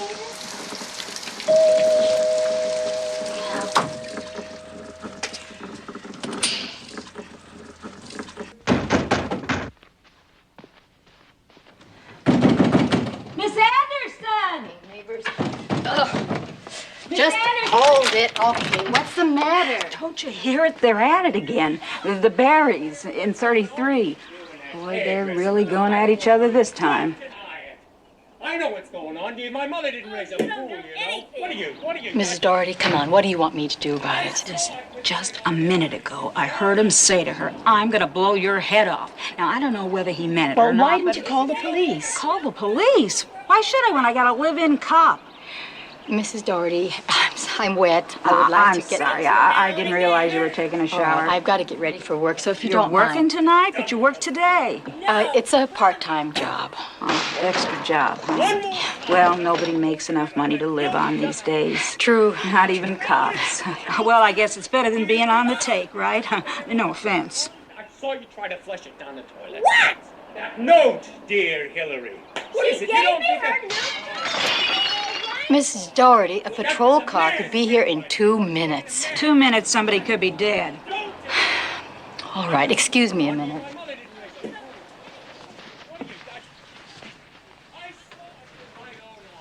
My own eyes, I saw. Big deal.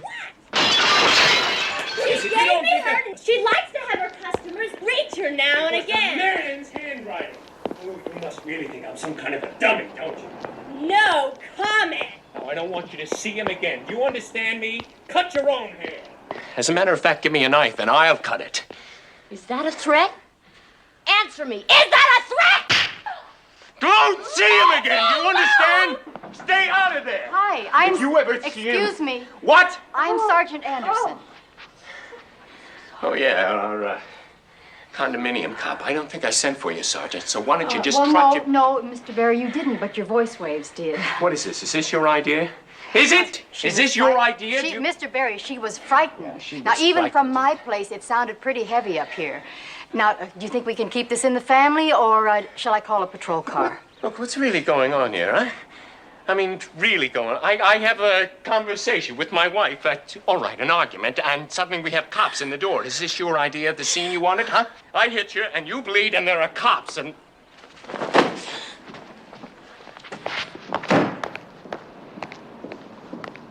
Miss Anderson, I'm just too embarrassed to know what to say. It's nothing.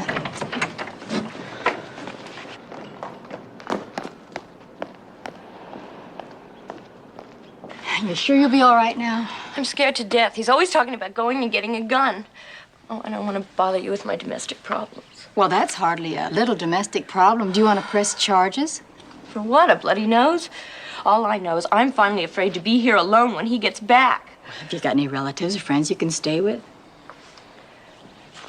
Mrs. Doherty, do you think you could put Mrs. Barry up for the night? But isn't there anything more that you can do?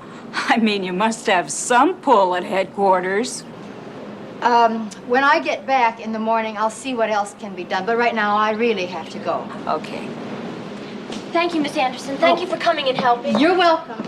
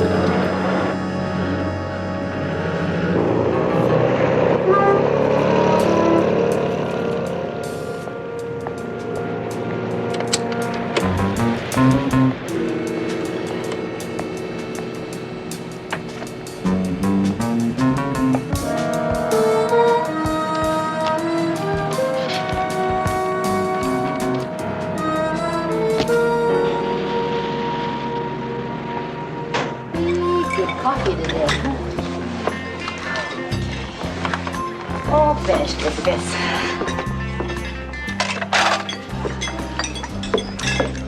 Which one gets the salami? Right here. Hey, how about some more coffee? Coffee. Some more cream, too. Yeah, okay. Hang in there. I'll be right back. Coffee. Hey, Bunny, how about some sugar for my coffee?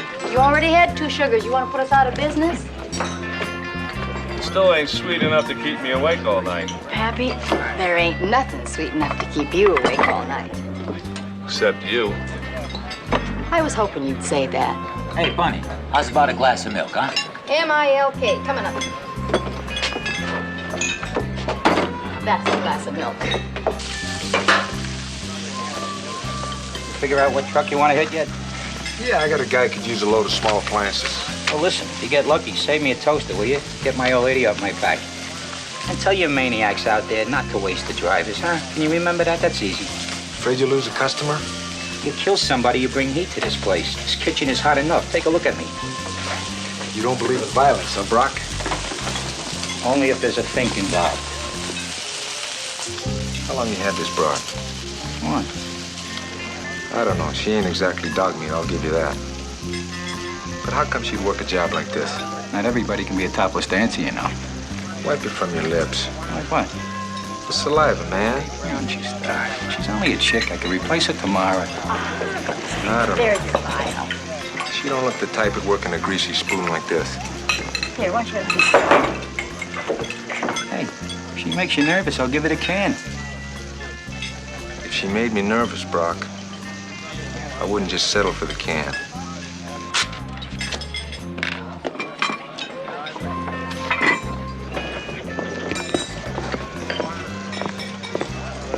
Hey, Bunny. Pie. Where's my pie? Oh, yeah, your pie. Pie. There's your... Hey, Bunny, turn up your hearing aid, huh? I mean, I asked for lemon meringue pie. Oh, lemon meringue pie. There's your meringue pie. Ah, thank you, sweetheart. You look like you got something else on your mind. I can't keep no secrets from you, can I, Tiger? What secret you got? Oh, my old lady.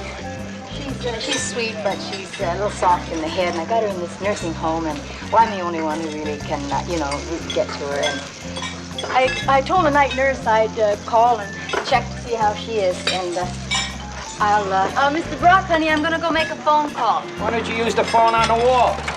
Are you kidding? My mom's gonna think I'm having an orgy with all this racket. Hey, Bunny, that's my dime. I'll put it back. Keep it warm, Brock.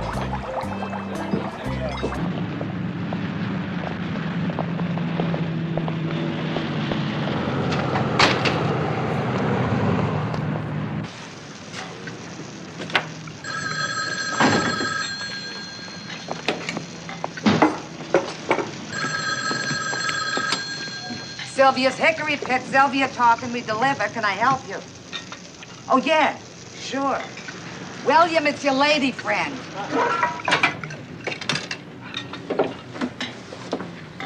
Okay. Thanks. Yeah. How's it going? Okay. Sylvia still got the hots for you? Can't keep her hands off of me. Listen, Bill, I think we're on the right track. This is the dive where they work out which trucks to hit, strictly to order. They don't move until they've got a customer lined up for the stuff. What about this guy Brock? Is he in on it? Up to his dandruff. Only nothing that would hold up in court. Also, his partner seems to be a little nervous about me. Anything go wrong? No, they're just starting to ask questions. And this Brock, well, he looks like the kind of guy that, well, if he ever found out I was working undercover, I think you'd have one big vacancy in your unit. Honey, you know we're covering you. When's the last time you saw a cop outrun a bullet? You want to pull out? No. I'm just tired, my feet hurt. And there was some trouble at the apartment today. A nice, pretty young woman with a nutty husband. They had something going. I had to go play marriage counselor. Anyway, you go back to work and give my love to Sylvia, okay? Yeah, I'll do that. Hey, Joe looks miserable. Well, he just had some of her lasagna with pignoli. What's pignoli? Nuts. Nuts to you. Ciao.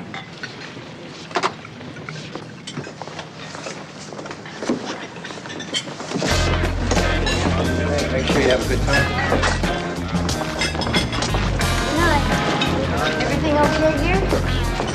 Hey, buddy, how about the check? Right. One check coming up. How's the old lady? Oh, still driving him up the wall. I'm glad I called. How about a nice piece of chocolate cake? Keep your blood sugar up. All I need is your finger star in my coffee. Al, I'm gonna marry you. That reminds me, Bunny. You ever been married before? No. Saving myself for Al. Yeah, but the way you get along with these guys, I'm surprised you don't have a guy of your own. Nobody ever calls you here or picks you up. Hey, that's why. She gets along good with all the guys. See you on the next run, Al. Who wants to fight over Here, this? I got it.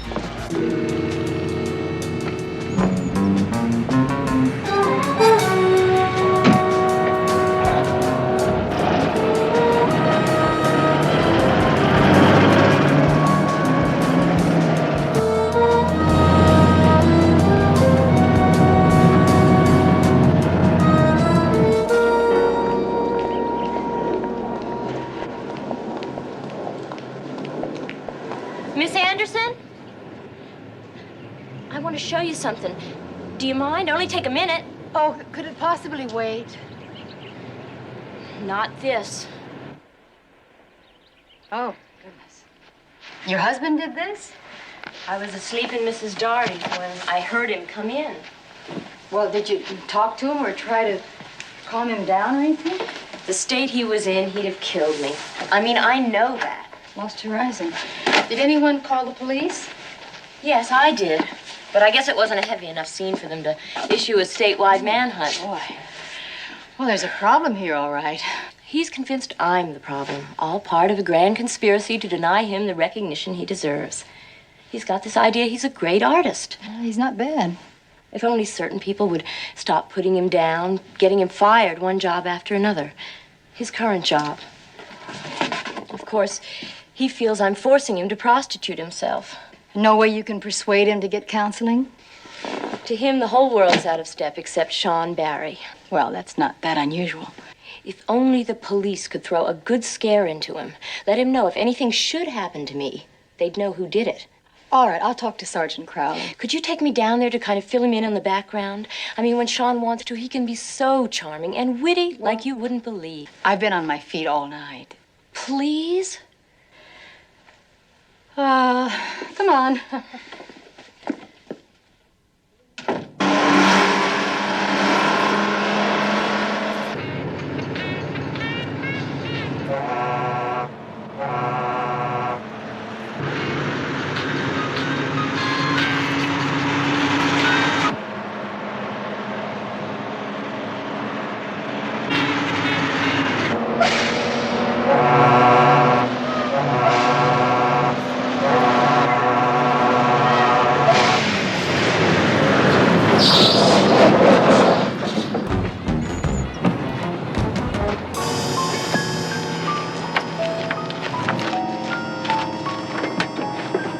Hey, you!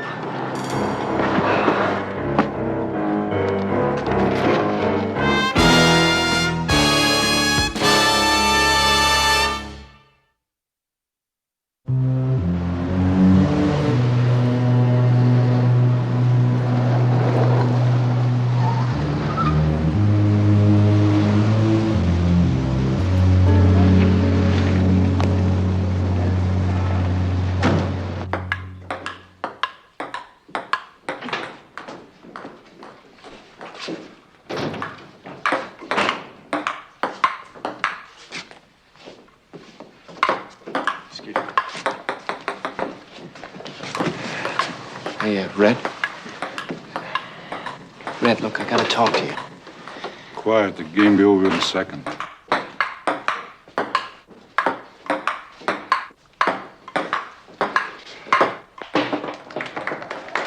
Hey, don't touch that table, punk, or you buy me a new one. Man, you look like the dogs had you into the house.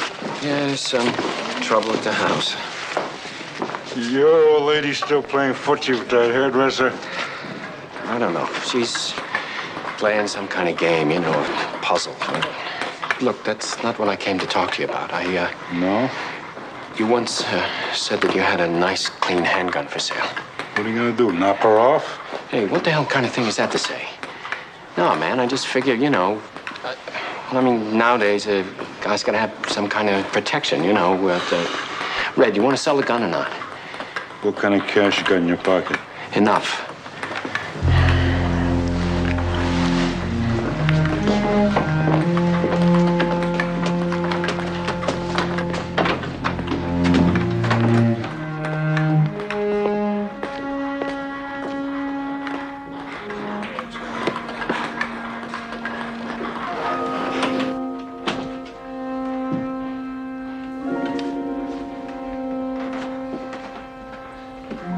Slightly used, but good enough for a man who's only trying to protect the sanctity of his home and his wife.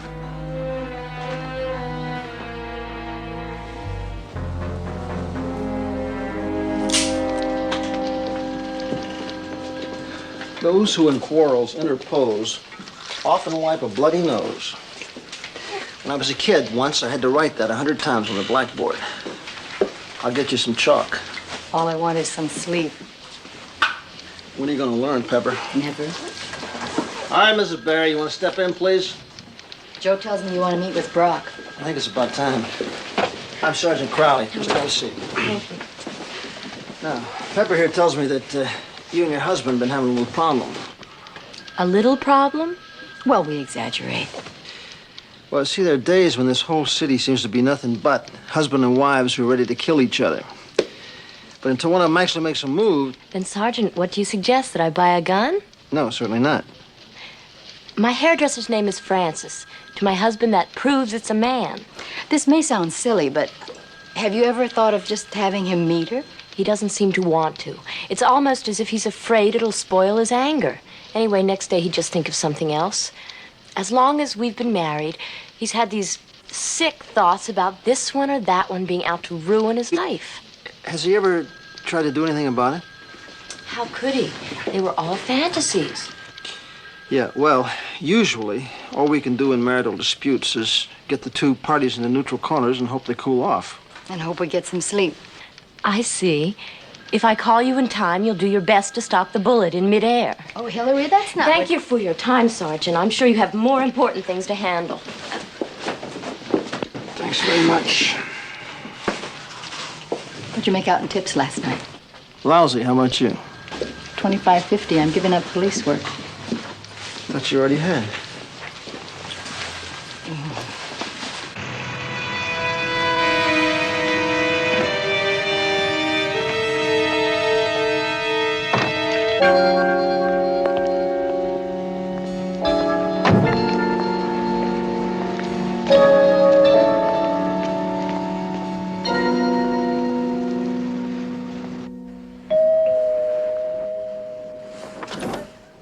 Miss Dougherty?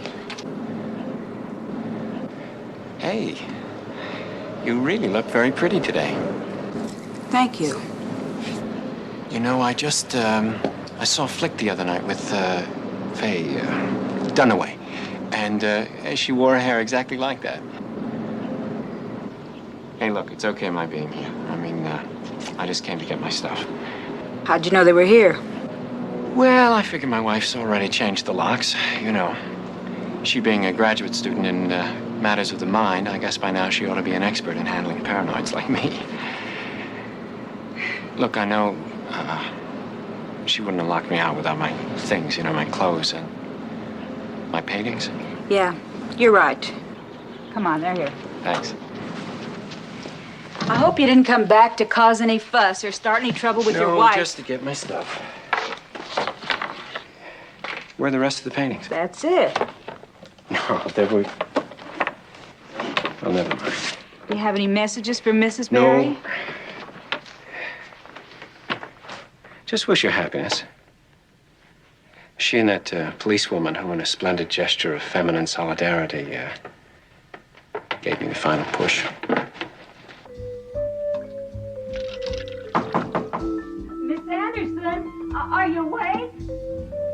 Mrs. Dougherty, is that you? Yeah. How wonderful of you to drop by. I hope you've got good news this time. Just a second.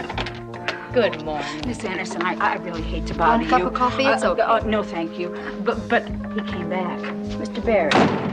Yeah. Well, that's good. He came back to pick up his things. Oh, well, then that's great. No threats or anything? Well, not exactly. You see, I asked him if he had any messages, and... do you mind? No.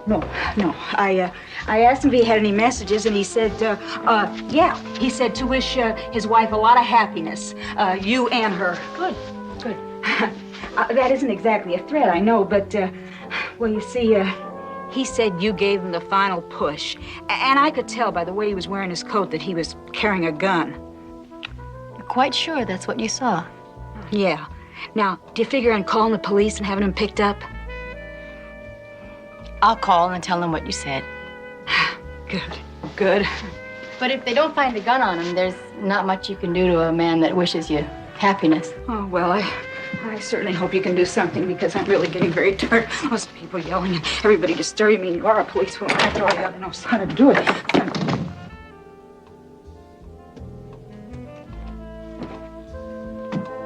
Yuck.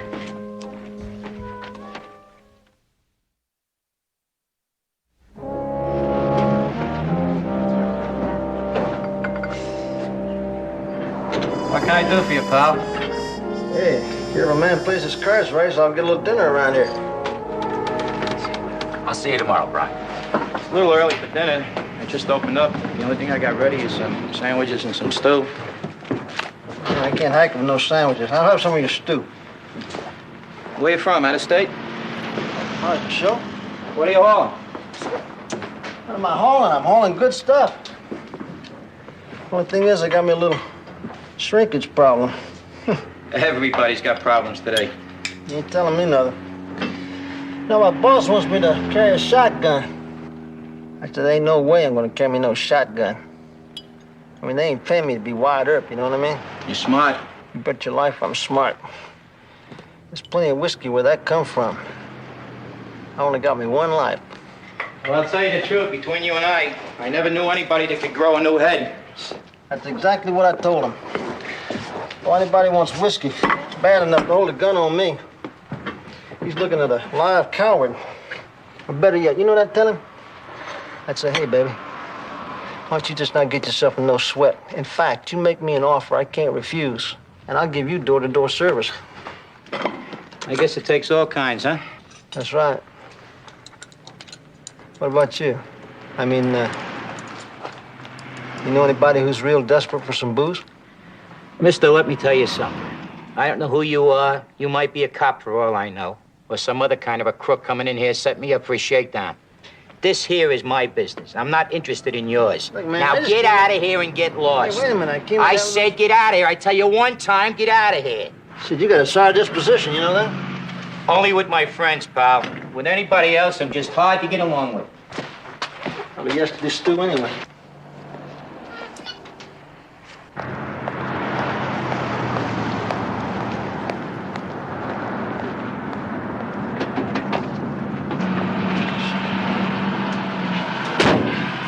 You get anything? I didn't even get a nibble. He's tight as a clam. I think he's got a sour view of human nature. Yeah, well, back to Sylvia's then. Think it'd be safe for Pep to show back tonight? If she doesn't show up, he's gonna get paranoid and maybe get the idea she's a cop. Yeah, but at least we'd know she was safe. I mean, we can't see through those walls. Joe, we blow this one. We're right back where we started. I think I'll leave it up to Pep. Hang on, Mrs. Doherty. One of these days I'm gonna make it. It's not the dogs, it's the doorbell. Oh, Sean. Hi. I just stopped by to apologize and brought you this. Thanks. I woke you, didn't I? Oh, that's all right. Could I come in for just a minute? Look, you're already aware that Hillary and I have a little problem. Actually, since we've been married, she's tried to help, you know, but it just seems to get worse, and I thought maybe you could help.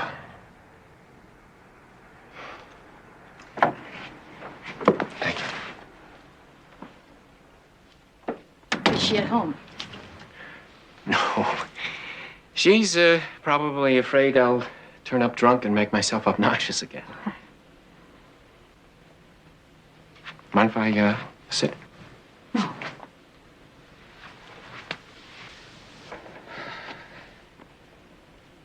Right. Well, I guess you know the problem's not Hillary. It's me. I think I need help. Well, if you realize that, then half the battle's over.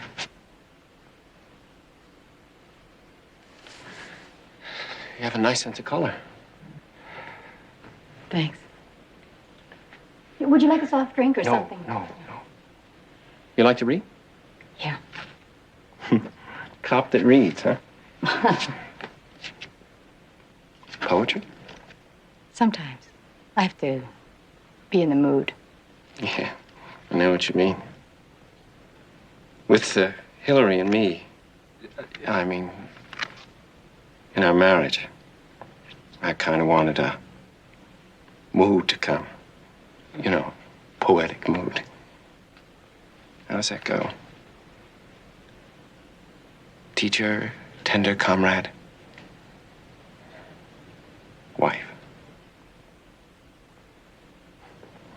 A fellow farer, true through life. Wanted to say that to Hillary, but I'm not Robert Louis Stevenson, and she's not exactly Mrs. Stevenson. She's... What is she?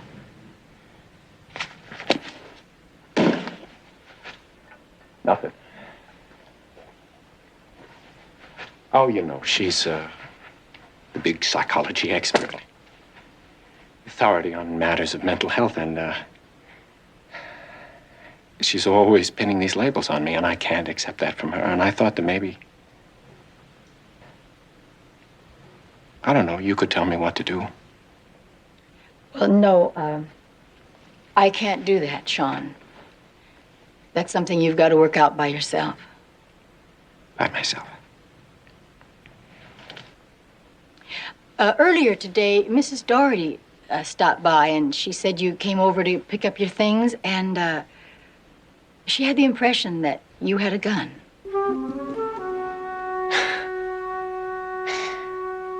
That woman, frustrate. You know what a gun's supposed to symbolize, don't you? Do you have a gun? Toujours the lady cop, huh? Look, what is it that you think? That I consider you some kind of threat to my marriage? I mean, I came here asking for your help, your advice. I even brought you a present which you didn't even think was worth opening. You and Hillary. You really are going to give me the final push, aren't you? Well, Sean, I assure you... Listen to me! I'm not a violent person. Now, I know that's difficult for you to believe. That's difficult for anybody to believe. But let me tell you something. When somebody deliberately sets out to ruin your life, then I think to myself, God forgive me. Be violent. Protect yourself, Sean, even violently if you have to. Don't come any closer. I have to ask you again, are you carrying a gun? And if I am? If it isn't registered, I'll have to arrest you. Oh, well, of course. I mean, that's the plan, isn't it? I mean, only Hillary couldn't do that by herself, so of course she had to involve you.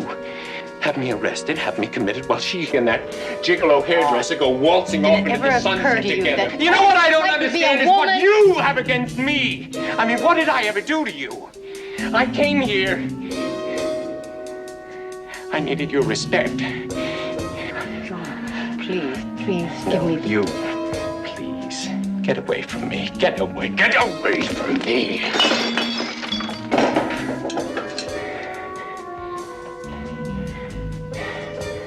I know what you want, you and my wife. Well, you just might get it.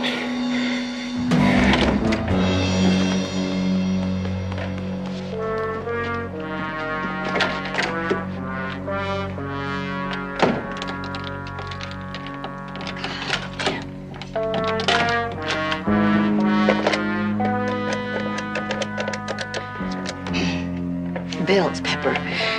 Sean Berry was just here, and he pulled a gun on me. I'll make out an 8OW report, and we'll try to pick him up. Yeah, okay. All right, bye.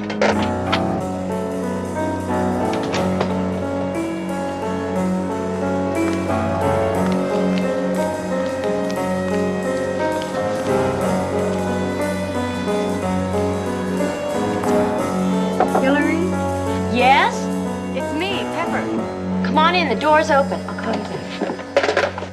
Your husband really are some kind of undercover cop, aren't you? Your husband stopped by a while ago, apologized, and he also brought me a present. That's him, all right. Well, he also pulled a gun on me. That's him, all right. There's a local broadcast out for him now, but I wonder if it's such a good idea for you to stay here. Where can I go?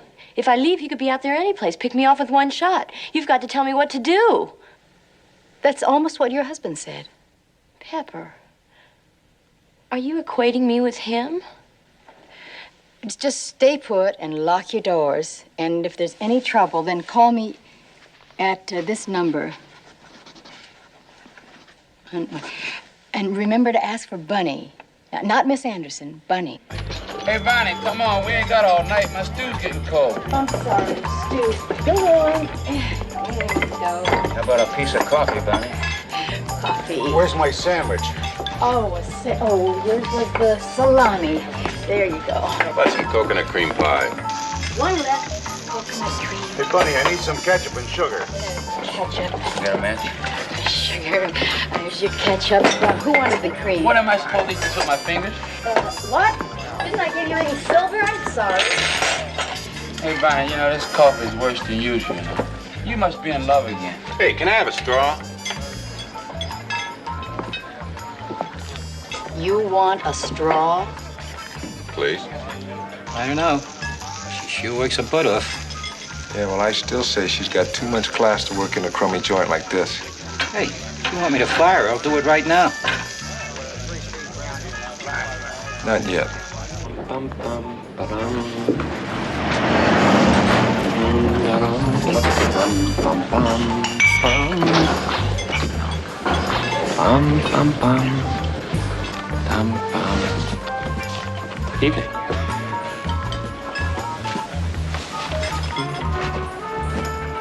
Haven't we met somewhere before?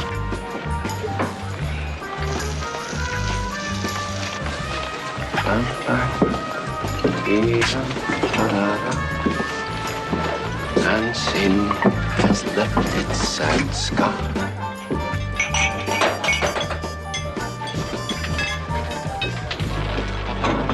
What'll it be, handsome? J7 still your favorite, Bunny? Love it, doll. What'd you have? Where have we met before? Tiger, if we'd have met before, you'd have remembered it. Right, fellas? Let me think. Under the bacon and tomato? Come on, I'm kind of busy. What'll it be? You know, I think it was just this afternoon. About 6 o'clock. 6 o'clock? Well, if you were sitting in the chair next to me at the beauty parlor, that's it. What'd you have, pal? Nothing.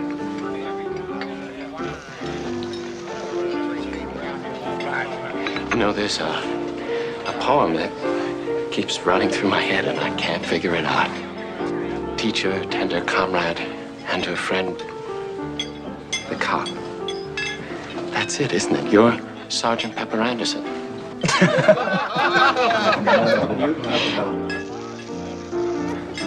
The beautiful cop.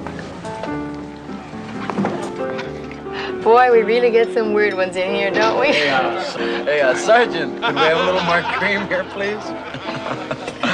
Get out of here, I'll cover you. Hey, what was that cop business all about? Well, how should I know? The guy's bombed out of his skull. Excuse me, I need a little privacy.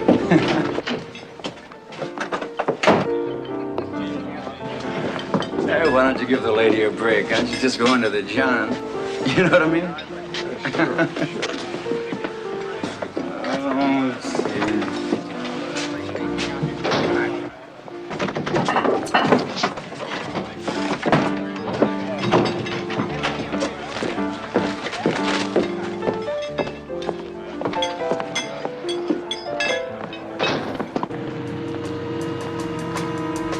Hey, Bill, trouble.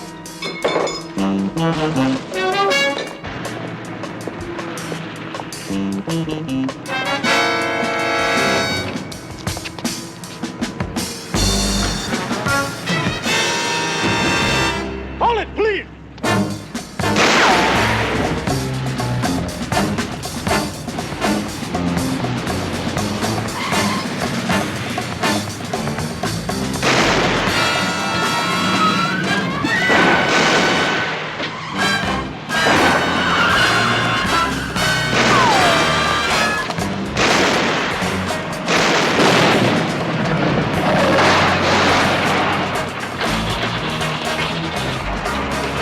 Drop it, man. Drop it or you're dead. Oh, yeah.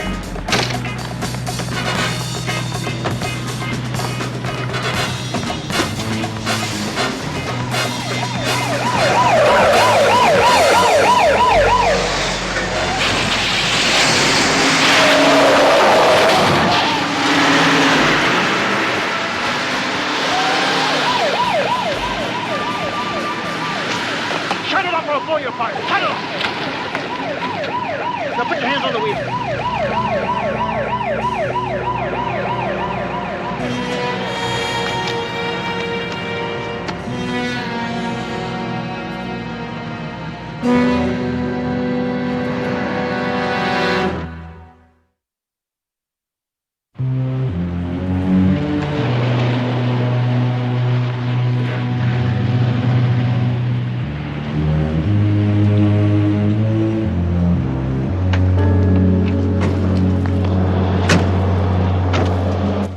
They got a regular armory out there, haven't they? Really? Anybody talking? No, not yet. But this guy Brock, I think that if the DA came up with the right kind of a deal, he might. Oh, yeah? Yeah. Well, maybe it wasn't a total loss after all. Oh, Hillary, I'm sorry about this. Hey, Bill, we found Sean's car in a parking lot downtown. It's being watched. I think he just might have abandoned it. I'm sure he knows we're after him. Hillary, when you and Sean had fights before and he ran out of the house, where did he usually go, to cool off? He'd go get drunk and then he'd go play table tennis. It seemed to calm him down. Where do you go to play table tennis? He usually went to this one place. I can't remember the exact name of it. Red Star, on High Street near Carson Avenue. Let's stake it out.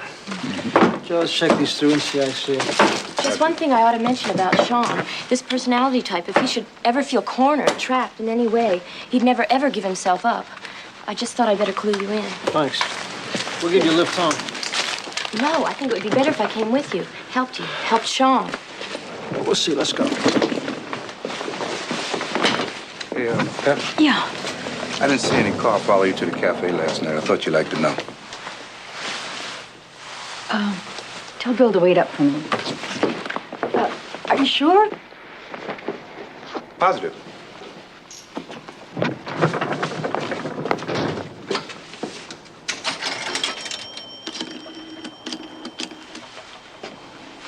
Could you give me the number of the Astro hairstylist, please? Thank you.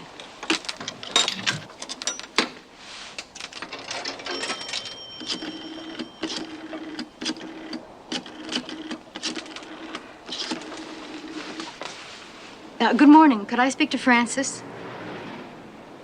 Is this Francis? Do you have anyone else there working by that name? No, I must have the wrong number. Thank you.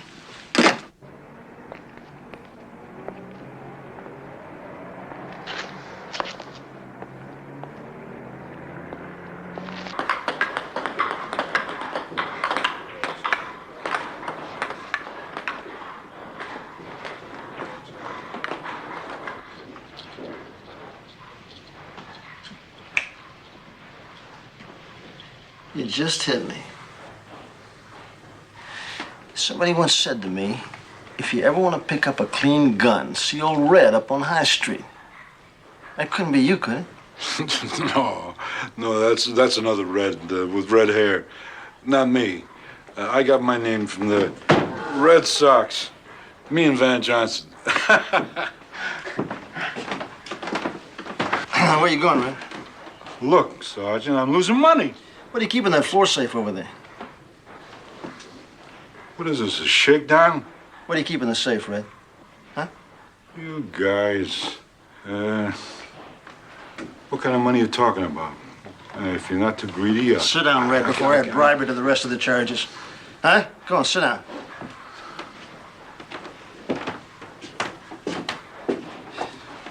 When we secure here, we'll get us a search warrant.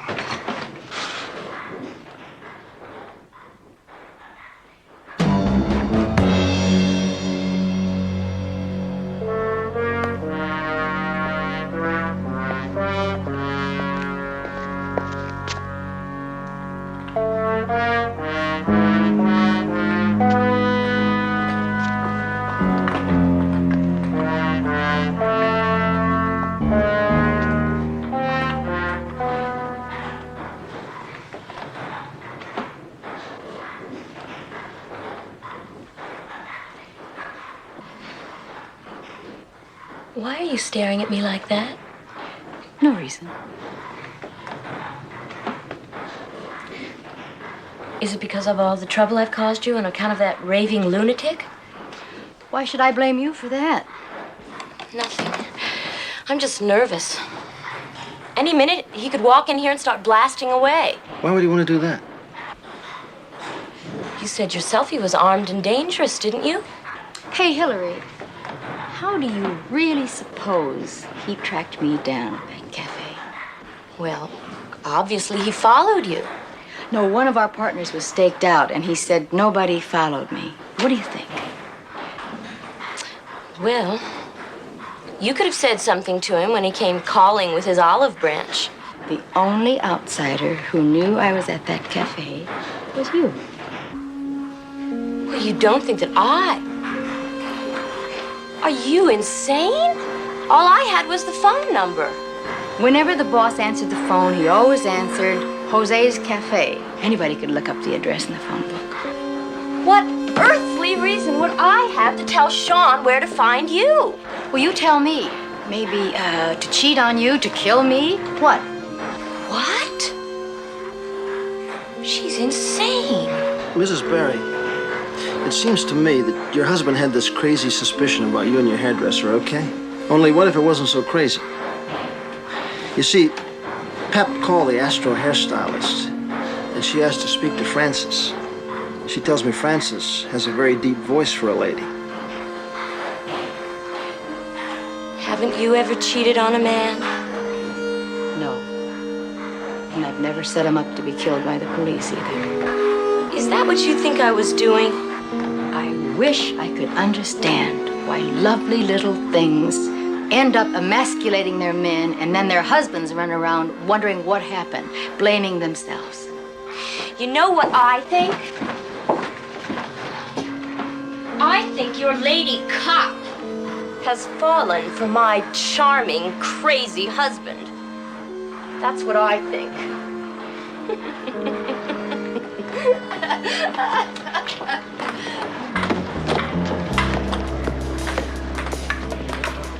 Hillary, Stop him! He's got a gun! no, please, Stop him! He wants to kill me! Don't you! Put the gun down, Barry. Put your hands on top of your head. Put it down. You hear me? Put it down. Sean. Put the gun down. Sean, give me the gun. No. Let me have the gun, Sean. Stop. Come on. Now I'm here to help you. Look what she's been doing to you.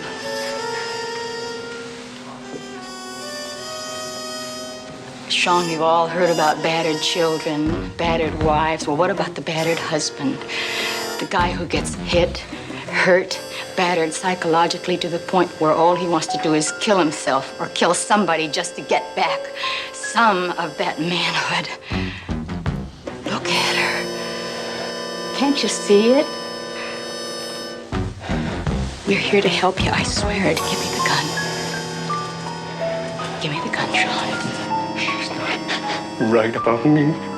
No, she's not.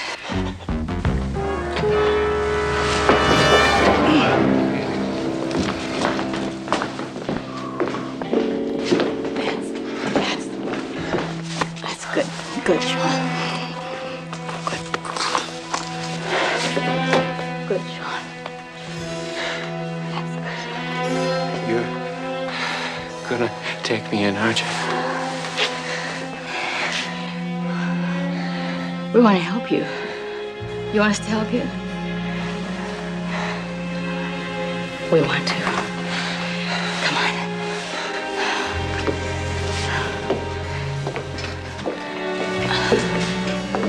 I know.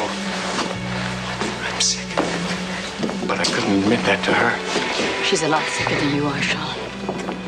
Dick, stay with Red Sox up there till I can get back here with a warrant.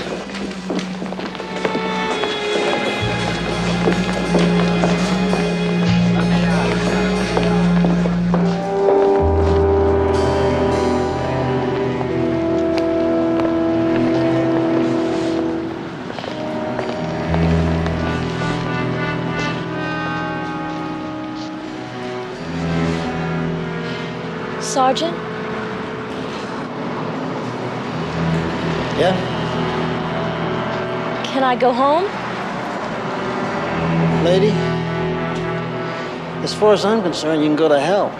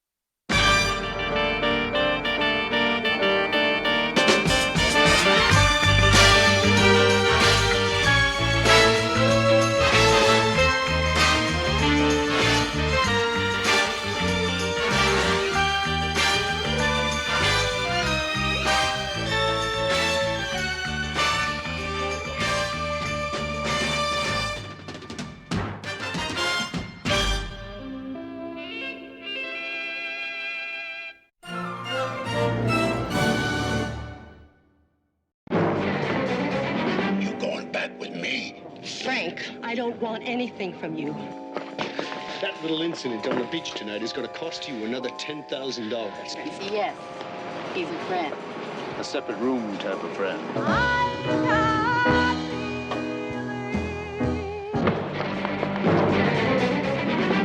Have you ever been in love? Yes. Hold it, police!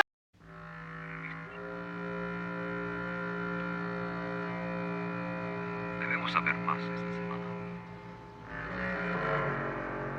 El dinero viene desde Suecia.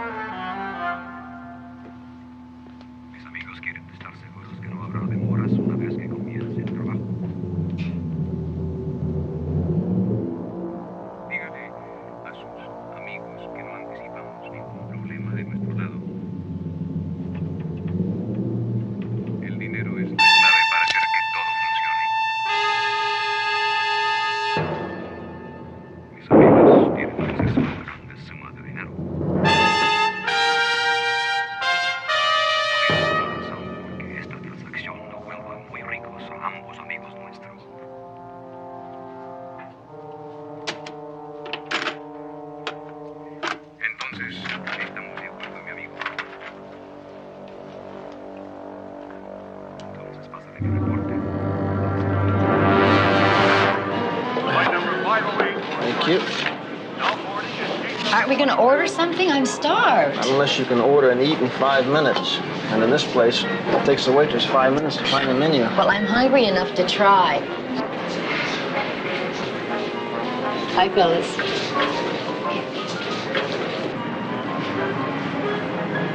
Jeez, we can't take you anyplace. Bill, they're Marines. You remember what it was like, don't you? Remember, are you kidding? I'm the only guy on our ship who had pimples. I don't believe that. Can't we at least order something to go? I'm so hungry. No, drink your coffee. We gotta go. Flight's due in. I'll get the coffee. 64 cents for 2 coffees? You gonna get the tip?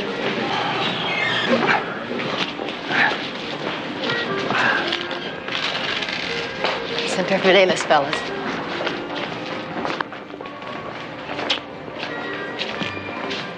How come I never heard of this Lemke? Frank Lemke, you've heard of him. I don't think I've been keeping up on my intelligence bulletins. No. This guy's over the hill. He did 10 years joint time on an income tax beef. I don't know, I guess he got out about 3 years ago. So, why the big effort? It's no big effort. It's just you and me, sweetheart. That's because Pete and Joe are smarter than we are. How can they be smarter? I'm the sergeant. Because they don't answer their phone on their day off. Wait a minute. What? It's Donald Lance. You know him? Sure, so do you. No, I don't think so. Sure, this guy was working intelligence when you came into CCU. No, maybe not. It's just about the time he quit. Yeah, I don't think so. He's been working as a private investigator. Bugging device was found. Bugging what, I wonder?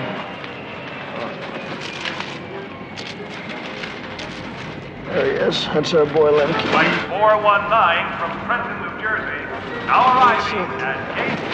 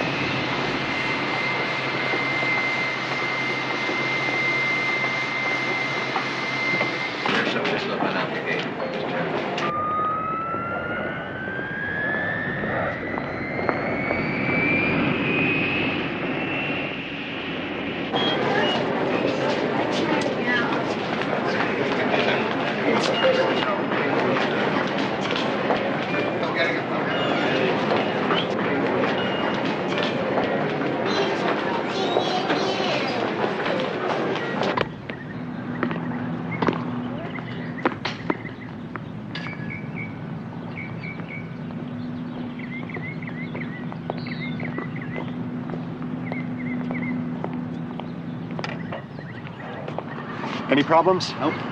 I'd say everything's just fine. All right, take it to my room. Hey, come on, Sally. Let's play, huh?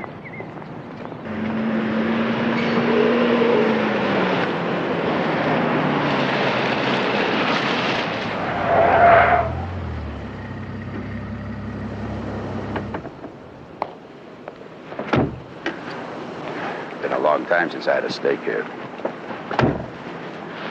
15 years, to be exact.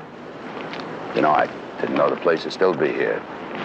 Well, with all the freeways they're building and all. You had me drive 40 miles so you could eat here, at this place. You know, that's what's wrong with you younger people, Vinny. Too interested in exterior things, clothes, cars. It's what you can't see, what's on the inside that counts.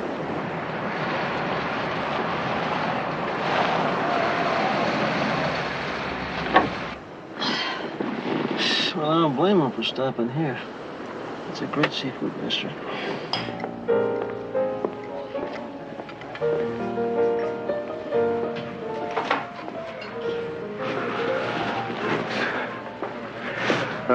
Listen, I'm gonna go to John. Will you order for me a New York medium salad, no potato, and coffee?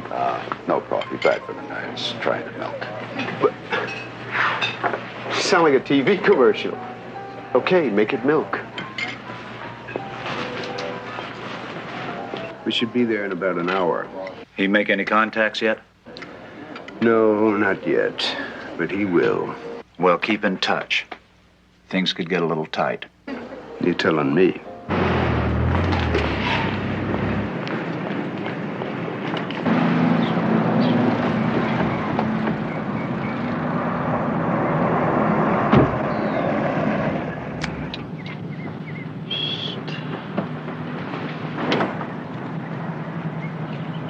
I'll say one thing for the gentleman.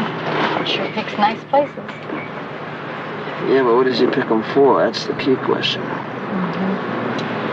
Well, as long as there's good food. So this is why you... She hasn't changed a bit, has she? It's been a long time, Frank. Leave her alone. You can only cause her problems. Vinny, mind your own business. Stick to tennis.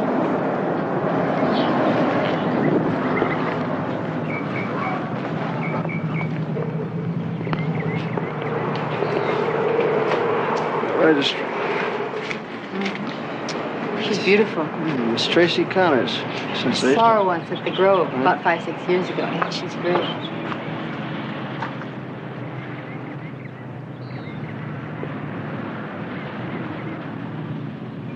I have a couple of questions. Shoot. One, who is Lemke's handsome friend? Handsome? 2, what are they doing here? And 3, what do we do now? For your first 2 questions, I don't know. Maybe we'll find out. To number 3, now you know why we brought our luggage. We're checking in. Separate rooms this time, please. Honey, I'm just trying to keep down expenses. Besides, what if my shoulder goes out? Who's going to massage my muscle? It's time you learn to massage your own muscle. Mr. Guidera's table, please. There he is.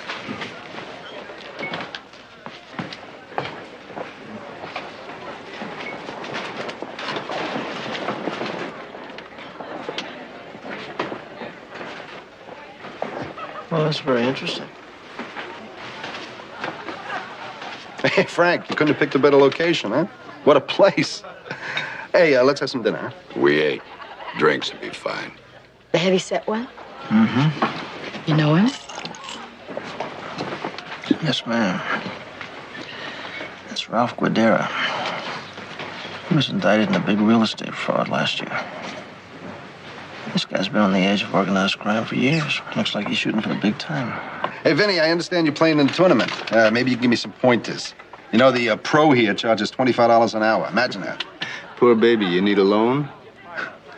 No, I got other things to do with my money. Yeah, I bet you have. I found out who Lemke's friend is. Who is he? It's a guy named Vincent Bass, a tennis pro. I think he's down here to play in a tournament at the hotel. And just how'd you find that out? Some very clever police work. Anything else? Yep.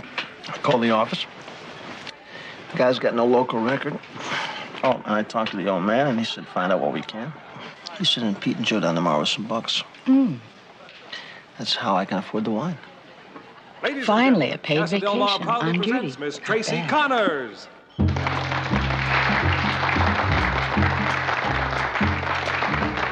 Lover, one lovely day, love came planning to stay. A green dolphin street supplied the setting for nights beyond forgetting.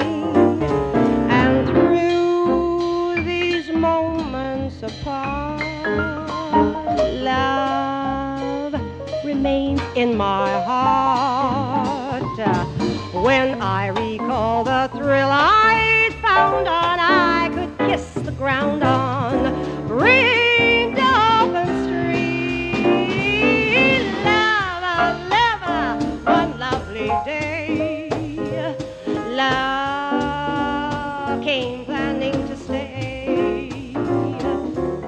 Green dolphin street supplied the setting for nights beyond forgetting. And thrills these moments apart, love remains in my heart. And I recall the thrill I'd found on, I could kiss the ground on green dolphin street. Hello? You blew it. What are you talking about? Who is this? There's a third tape, Guidera. Who is this? Now listen, damn it, come on. We have the third tape. I'll contact you later about money.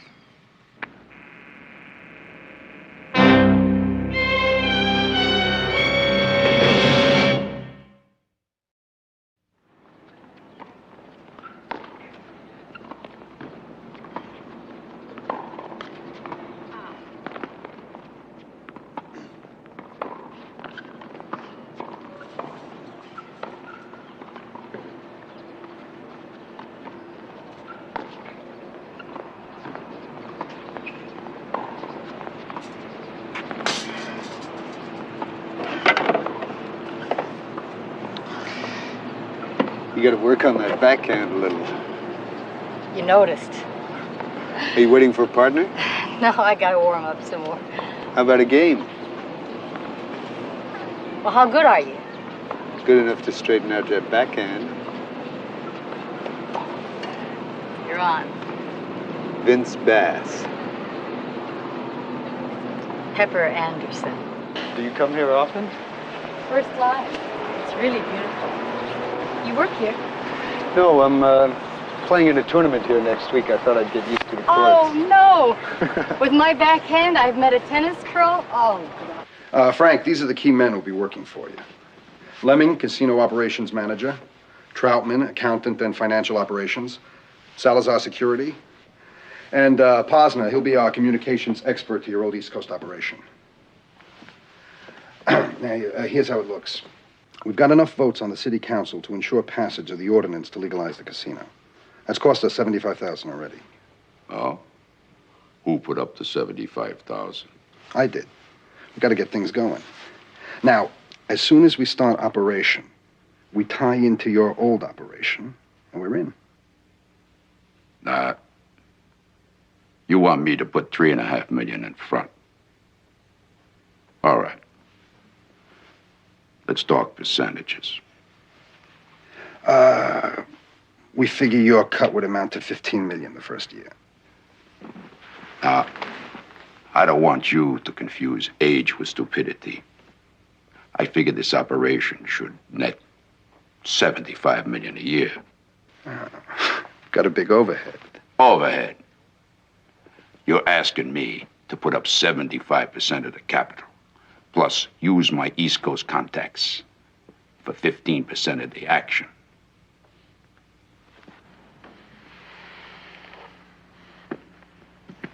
You better get to work on your figures.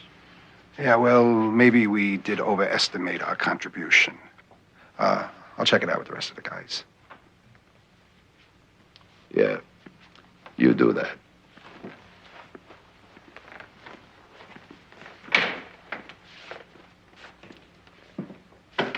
Was that your boyfriend at dinner last night? We're teachers. We're here for a state teachers conference. Yes, he's a friend. A separate room type of friend. What would the school board say? I don't know, but I bet he asked. I would have. What kind of work do you do? Changing the old subject, Gambit, eh? Well, I really don't work. I just play a lot of tennis. I think we're called tennis bums. Bet you get to travel a lot, huh? I guess so. And those friends with you at dinner last night, they're tennis bums too? Miss Anderson, you were watching. You caught me. No, those gentlemen are business associates. What kind of business? Speaking of dinner, how about tonight? You didn't answer my question. I got a rock in my shoe. You didn't answer mine.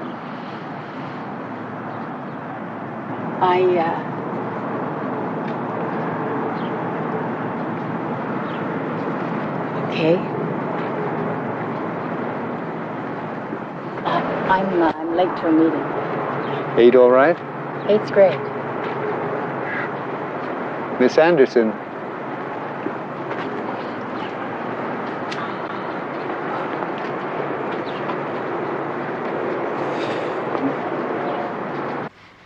Looks like we got a pretty good set of 5 here. What'd you find out about him? Not much. He travels a lot, various tennis tournaments. That's it? 2 hours, that's all you can tell me? He's a tennis bum? What's that supposed to mean? Saw you out there on the terrace. Looked like you're having a pretty good time, kid. Sergeant, you think I've never seen a great-looking pair of legs on a guy before? Just another passing fanny, huh? Bill, Bass seems like a very nice guy. He's fun, but that's it. What are you getting so defensive about? I'm not defensive. You're defensive, kid. You asked me, and I'm telling you. Do you mind if we talk business now? I tell Limke, the Guadera suite. They had some kind of a meeting. What about? Now, how do I know what about? When Pete and Joe get down here, maybe I can start tailing some of these guys. I might even get a look-see into Bass's room. I'll do it. It'll be easier for me. A lot more fun, too. You get those prints into town. The game's gotten a little rusty. Yeah, well, I haven't played for a while. I'm busy with this. Speaking of that, how's it going, Frank? Everything in order? Yeah, we're talking percentages now. I think it's going to be a good investment. Maybe too good. Hey, Vince, you know something I should? No. Just call it vibes, Frank. And you've been out of this game a few years. You got to be careful. We all have a tendency to get a little rusty if we haven't played for a while. Yeah.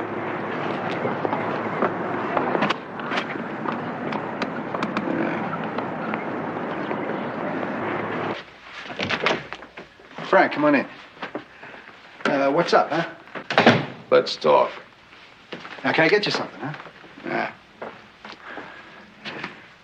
Yeah. Frank, we went over the figures. You were right about the percentages. That's not why I'm here. Explain everything to me, Ralph. Tell me about the whole operation. Yeah, but Frank, you know everything already. Explain it to me. Explain every detail. We open a casino in Cabazon near Palm Springs. Small operation, nothing to get the Vegas boys upset about, you know.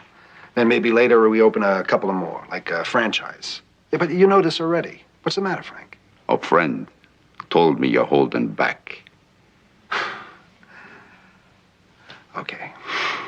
Some of the guys thought that we'd work a few ladies on the side, you know, just for their entertainment value. No profit, you understand? I'm not sure I do. There's something that ain't right. Like an itch. An itch I can't scratch. You better be straight with me, Ralph.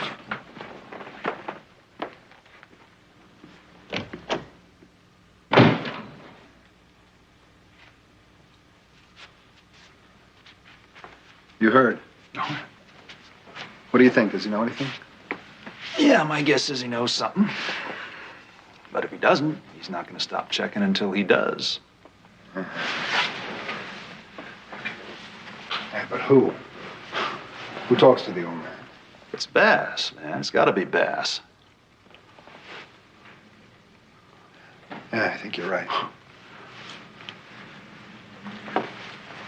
Maybe Olson here better take care of him, huh?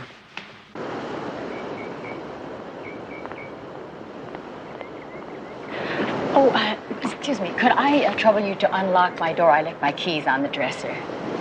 I'm sorry, miss, but you have to get the key from the front desk. I am not allowed to open the rooms. I'm late for a teacher's meeting. It's about to break up, and if I get caught, well, you understand. Please, I just had to get in a game of tennis. Sure, but please do not mention this to anyone. Thank you.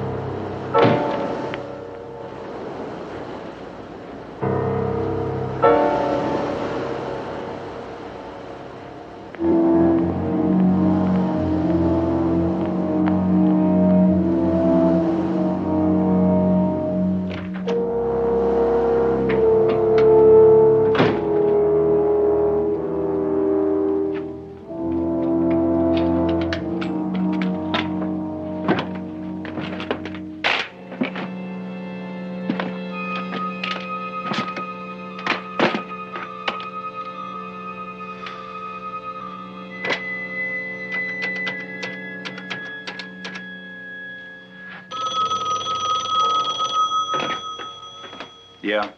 I'm glad I got you. What is it? I need you down here right away. There could be trouble. I'll leave right now.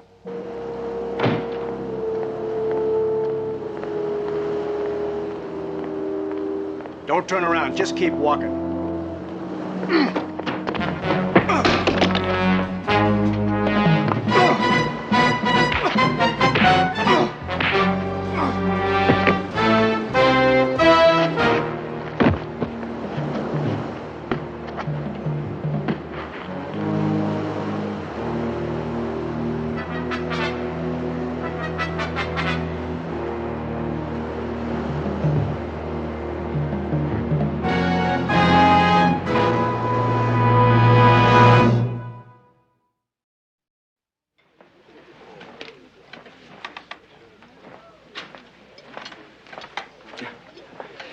How's your elbow? My elbow is fine. My tennis is rotten. Well, what would you like to drink? Scotch, but heavy on the water. That'll make two of us. You know, I've always liked this place. It kind of makes me feel as if I'm living in another time. Sometimes I wish I were. Vodka tonic.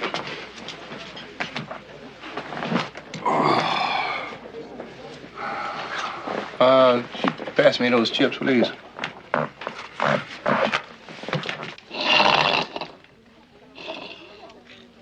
What's bugging you? Not a thing. What's bugging me? And why you so uptight? Who's uptight? I'm not uptight. That's what I mean. Joe, will you stay off my case, please? Tracy, Hi, Vinny. Be careful. can I buy you a drink? Not a drink. I have a show to do. Well, will you sit for a minute? Come on. That'll be nice. This is Pepper Anderson. Hello. Tracy Connors. I love your singing. Oh, thank you. How do you manage to always be with the most attractive woman in the place? They just go for my serve. Frank, will you join us for a drink? I called your room 3 times. Come on, we go to my table. We gotta talk. Frank, there's nothing to be said. It's all been said. Look, we can talk at my table. Please, this is where I work. You're hurting me. Hey, Frank, come on, relax. Sit down and have a drink. Come on. Stay out of this, Vinny. Frank, you've wrecked my career before. You're not doing it again. Now get out of here.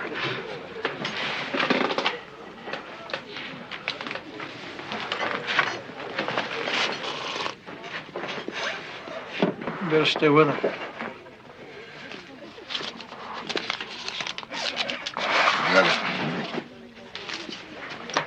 Thanks. Would you play piano for me? Sure, I will. Will you... Just a tennis bum. I'll be right back.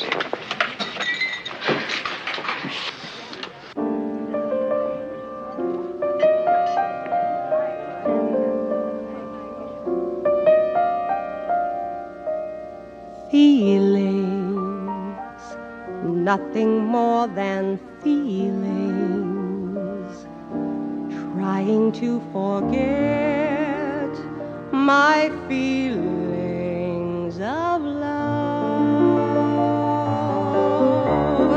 Teardrops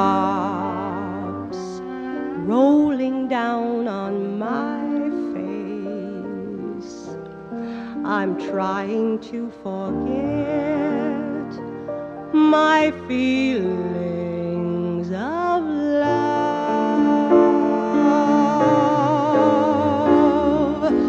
Feelings for all my life, I'll feel it. I wish I never met you, boy. You'll never come again.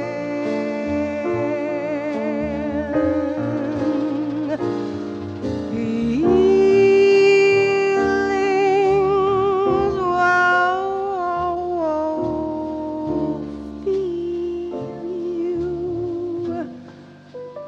whoa, I wanna feel you. again in my arms.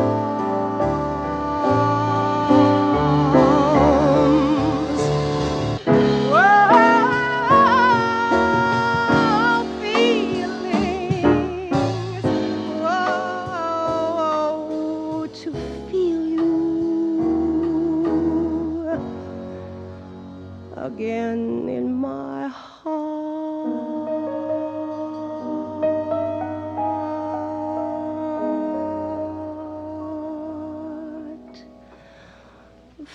Feeling.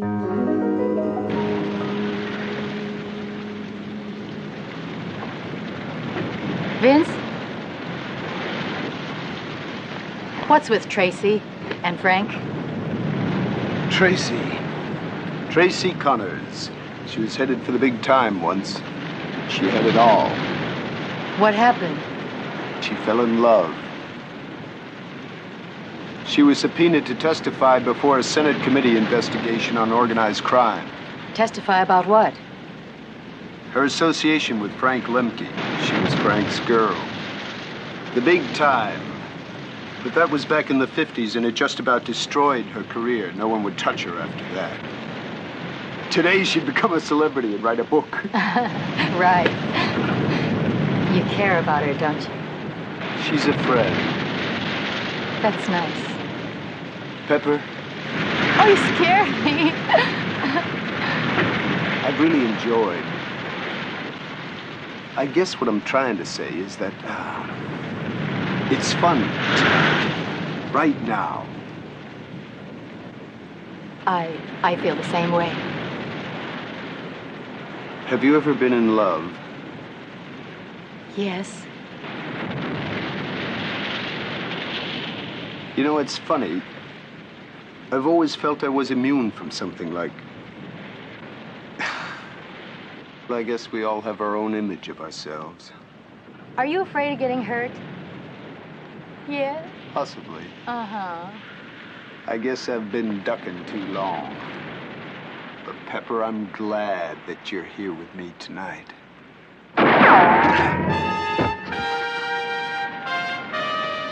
Don't move. Stay down.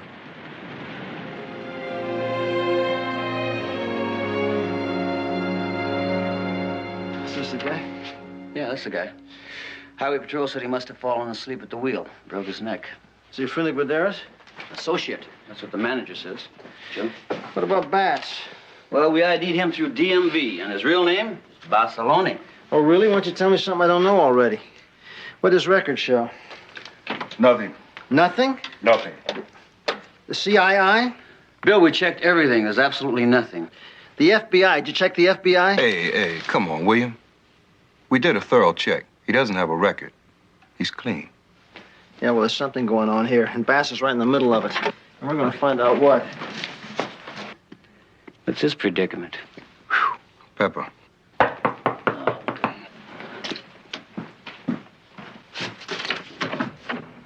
Hi, Pep. How'd it go? Someone took a shot at Bass. Where was he when it happened? We were walking along the beach, What were you doing on the beach, Pep?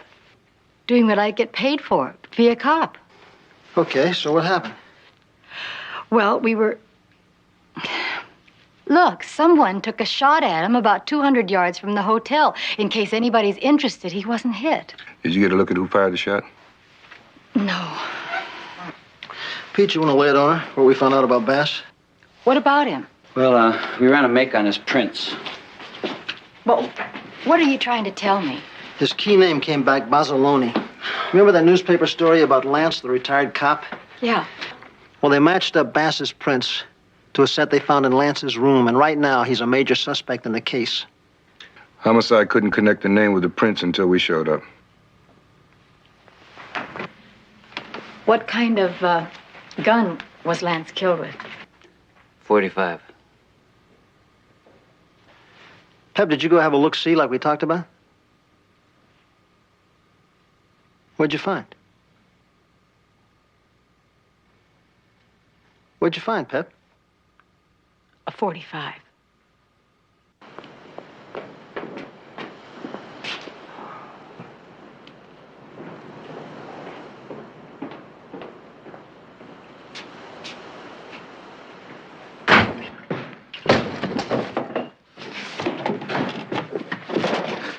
little incident on the beach tonight is going to cost you another $10,000. Are you crazy breaking in here like that? Now get out of here before I have you busted. That'd be your second mistake. The police might want to listen to a little tape we have.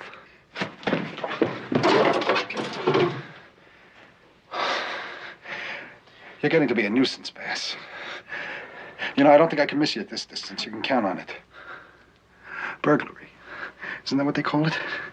You came in here and you got shot. Put that thing away before I shove it down your throat. My partner is holding that tape. Now just think, Ralph, you stupid, miserable slob. I was sitting at the table when he called you.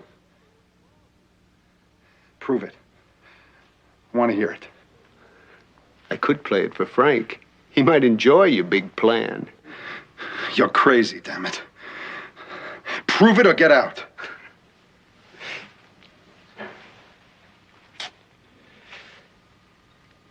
Mexico. Let's just say the real investment lies in Mexico.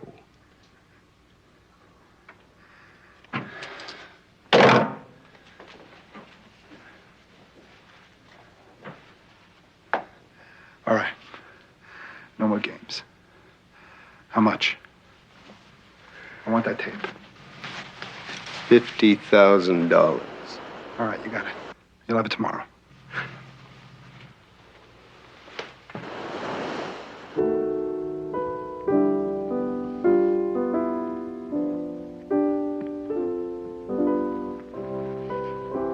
Hey, Tracy. We could have a nightcap and talk. There's a lot of things we got to talk about. Frank, there's nothing to talk about. Those years are gone. Why don't you just cut it off and stop living in a memory? You're going back with me. I can give you anything you want. Big house, security, money, everything you always wanted. Frank, I don't want anything from you. Forget it. Jose! Would you send Mr. Herbert over?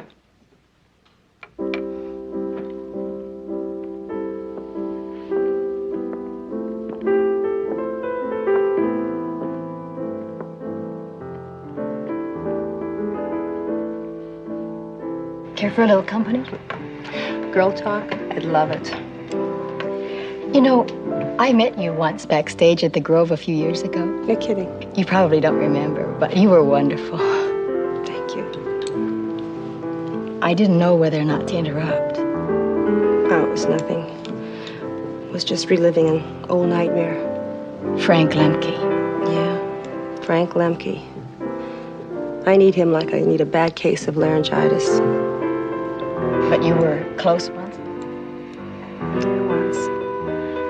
But Frank's the kind of man that you shouldn't really get that close to.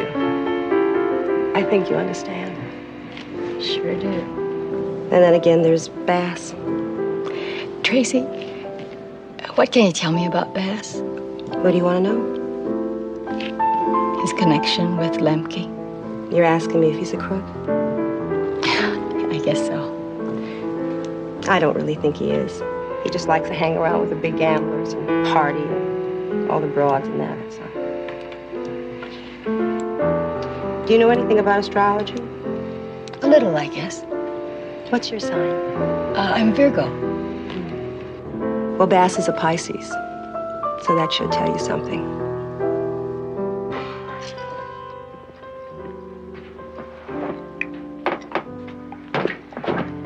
Man, I sure dig the way she plays that piano.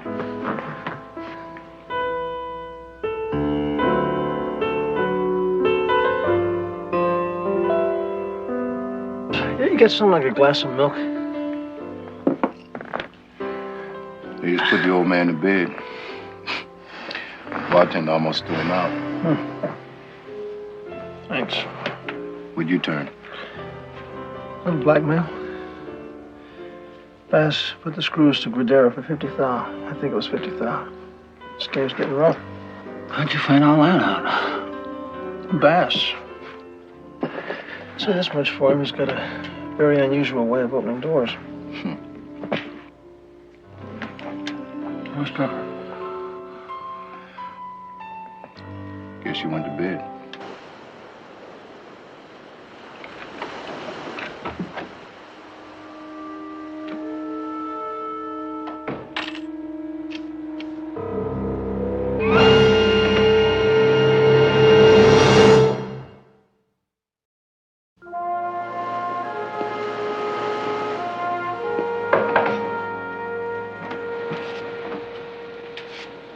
Bob Landon. I'm with Criminal Investigations.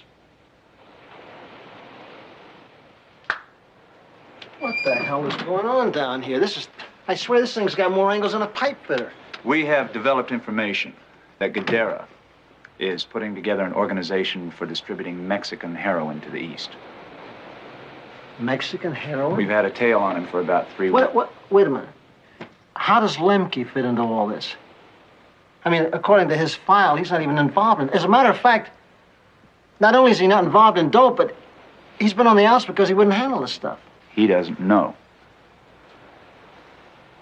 Are you serious? The boys back east want his bucks.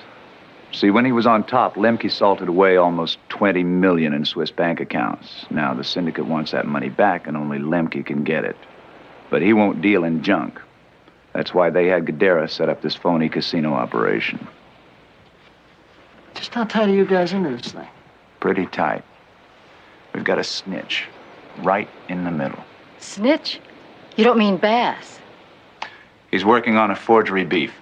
How did you guys get into this? On a day off. A lousy day off. What happens to Bass if Gadara finds out? He's got big problems.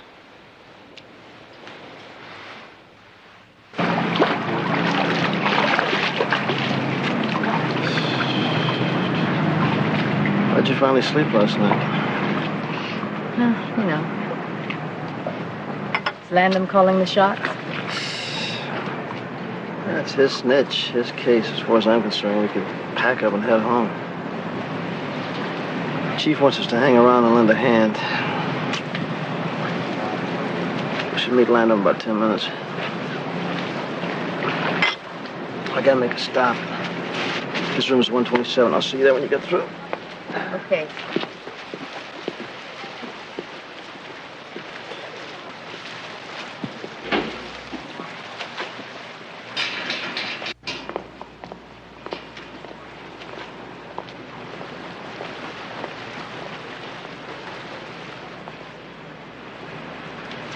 Excuse me, miss. Good morning. Good morning. I'm sorry about last night. You're not going to tell me, are you? What you're doing? What I'm doing has nothing to do with you. Look, why don't we have dinner tonight? We'll talk about it then, huh? I don't like chasing shadows. Let's see what the day brings, okay? Sure. I'll see you later, okay?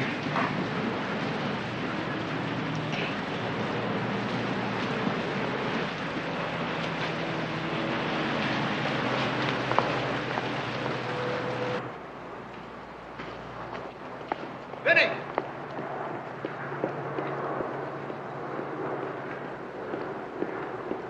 The money just showed up. Let's do it now, huh? Okay, I'll get it and meet you down on the beach. All right.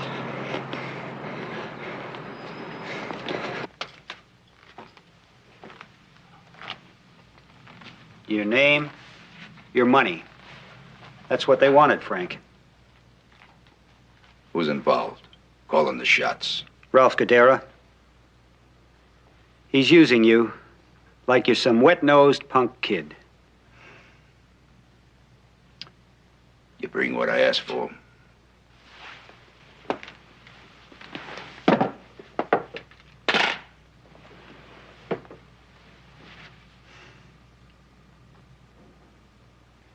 Okay, good. Well, I think we should have this wrapped up today. Where's Pep? She should be here by now. Yeah, room 227, please.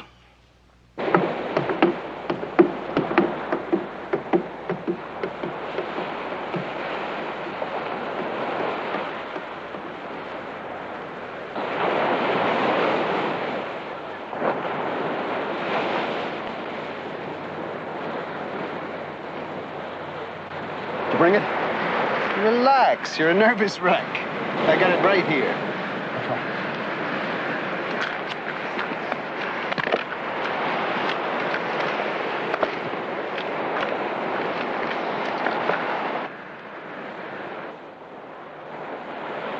Old Town, site of California's first permanent Europe. You're not very bright, Vinny. How much you tell Frank, huh? I know everything. Now, however you're involved in this, I'm gonna...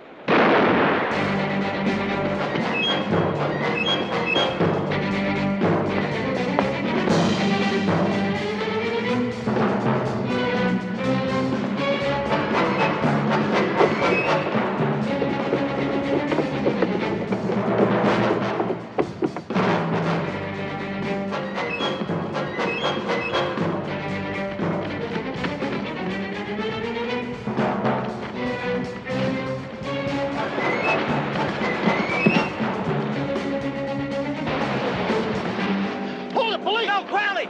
He's mine.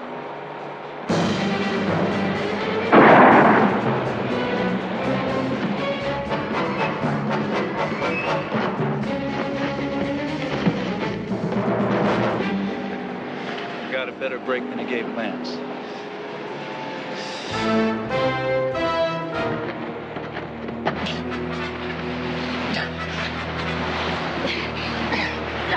All right, let's go. Over, come on. Over. Let's go.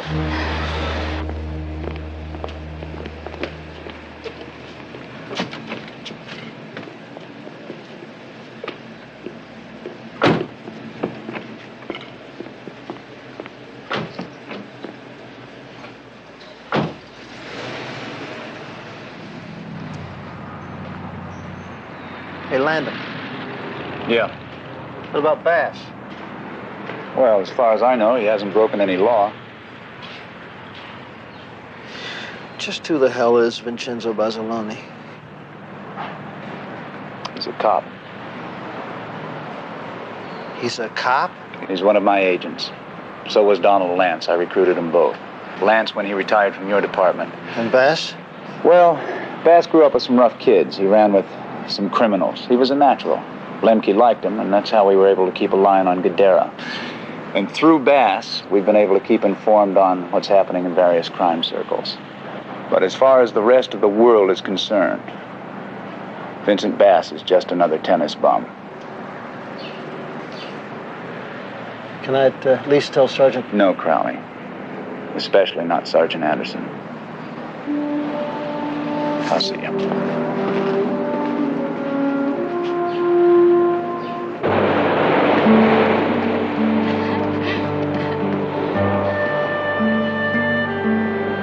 Where do you go from here? Vegas.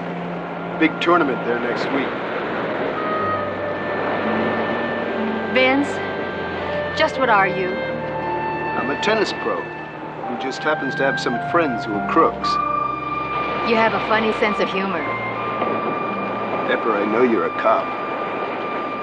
I've known it ever since the time you were in my room.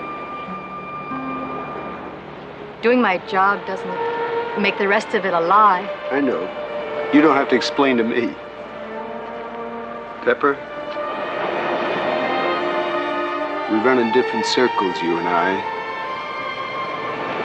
It just wouldn't work for either of us. You understand that, Pepper? Yeah, I understand. Well, I wish you could explain it to me.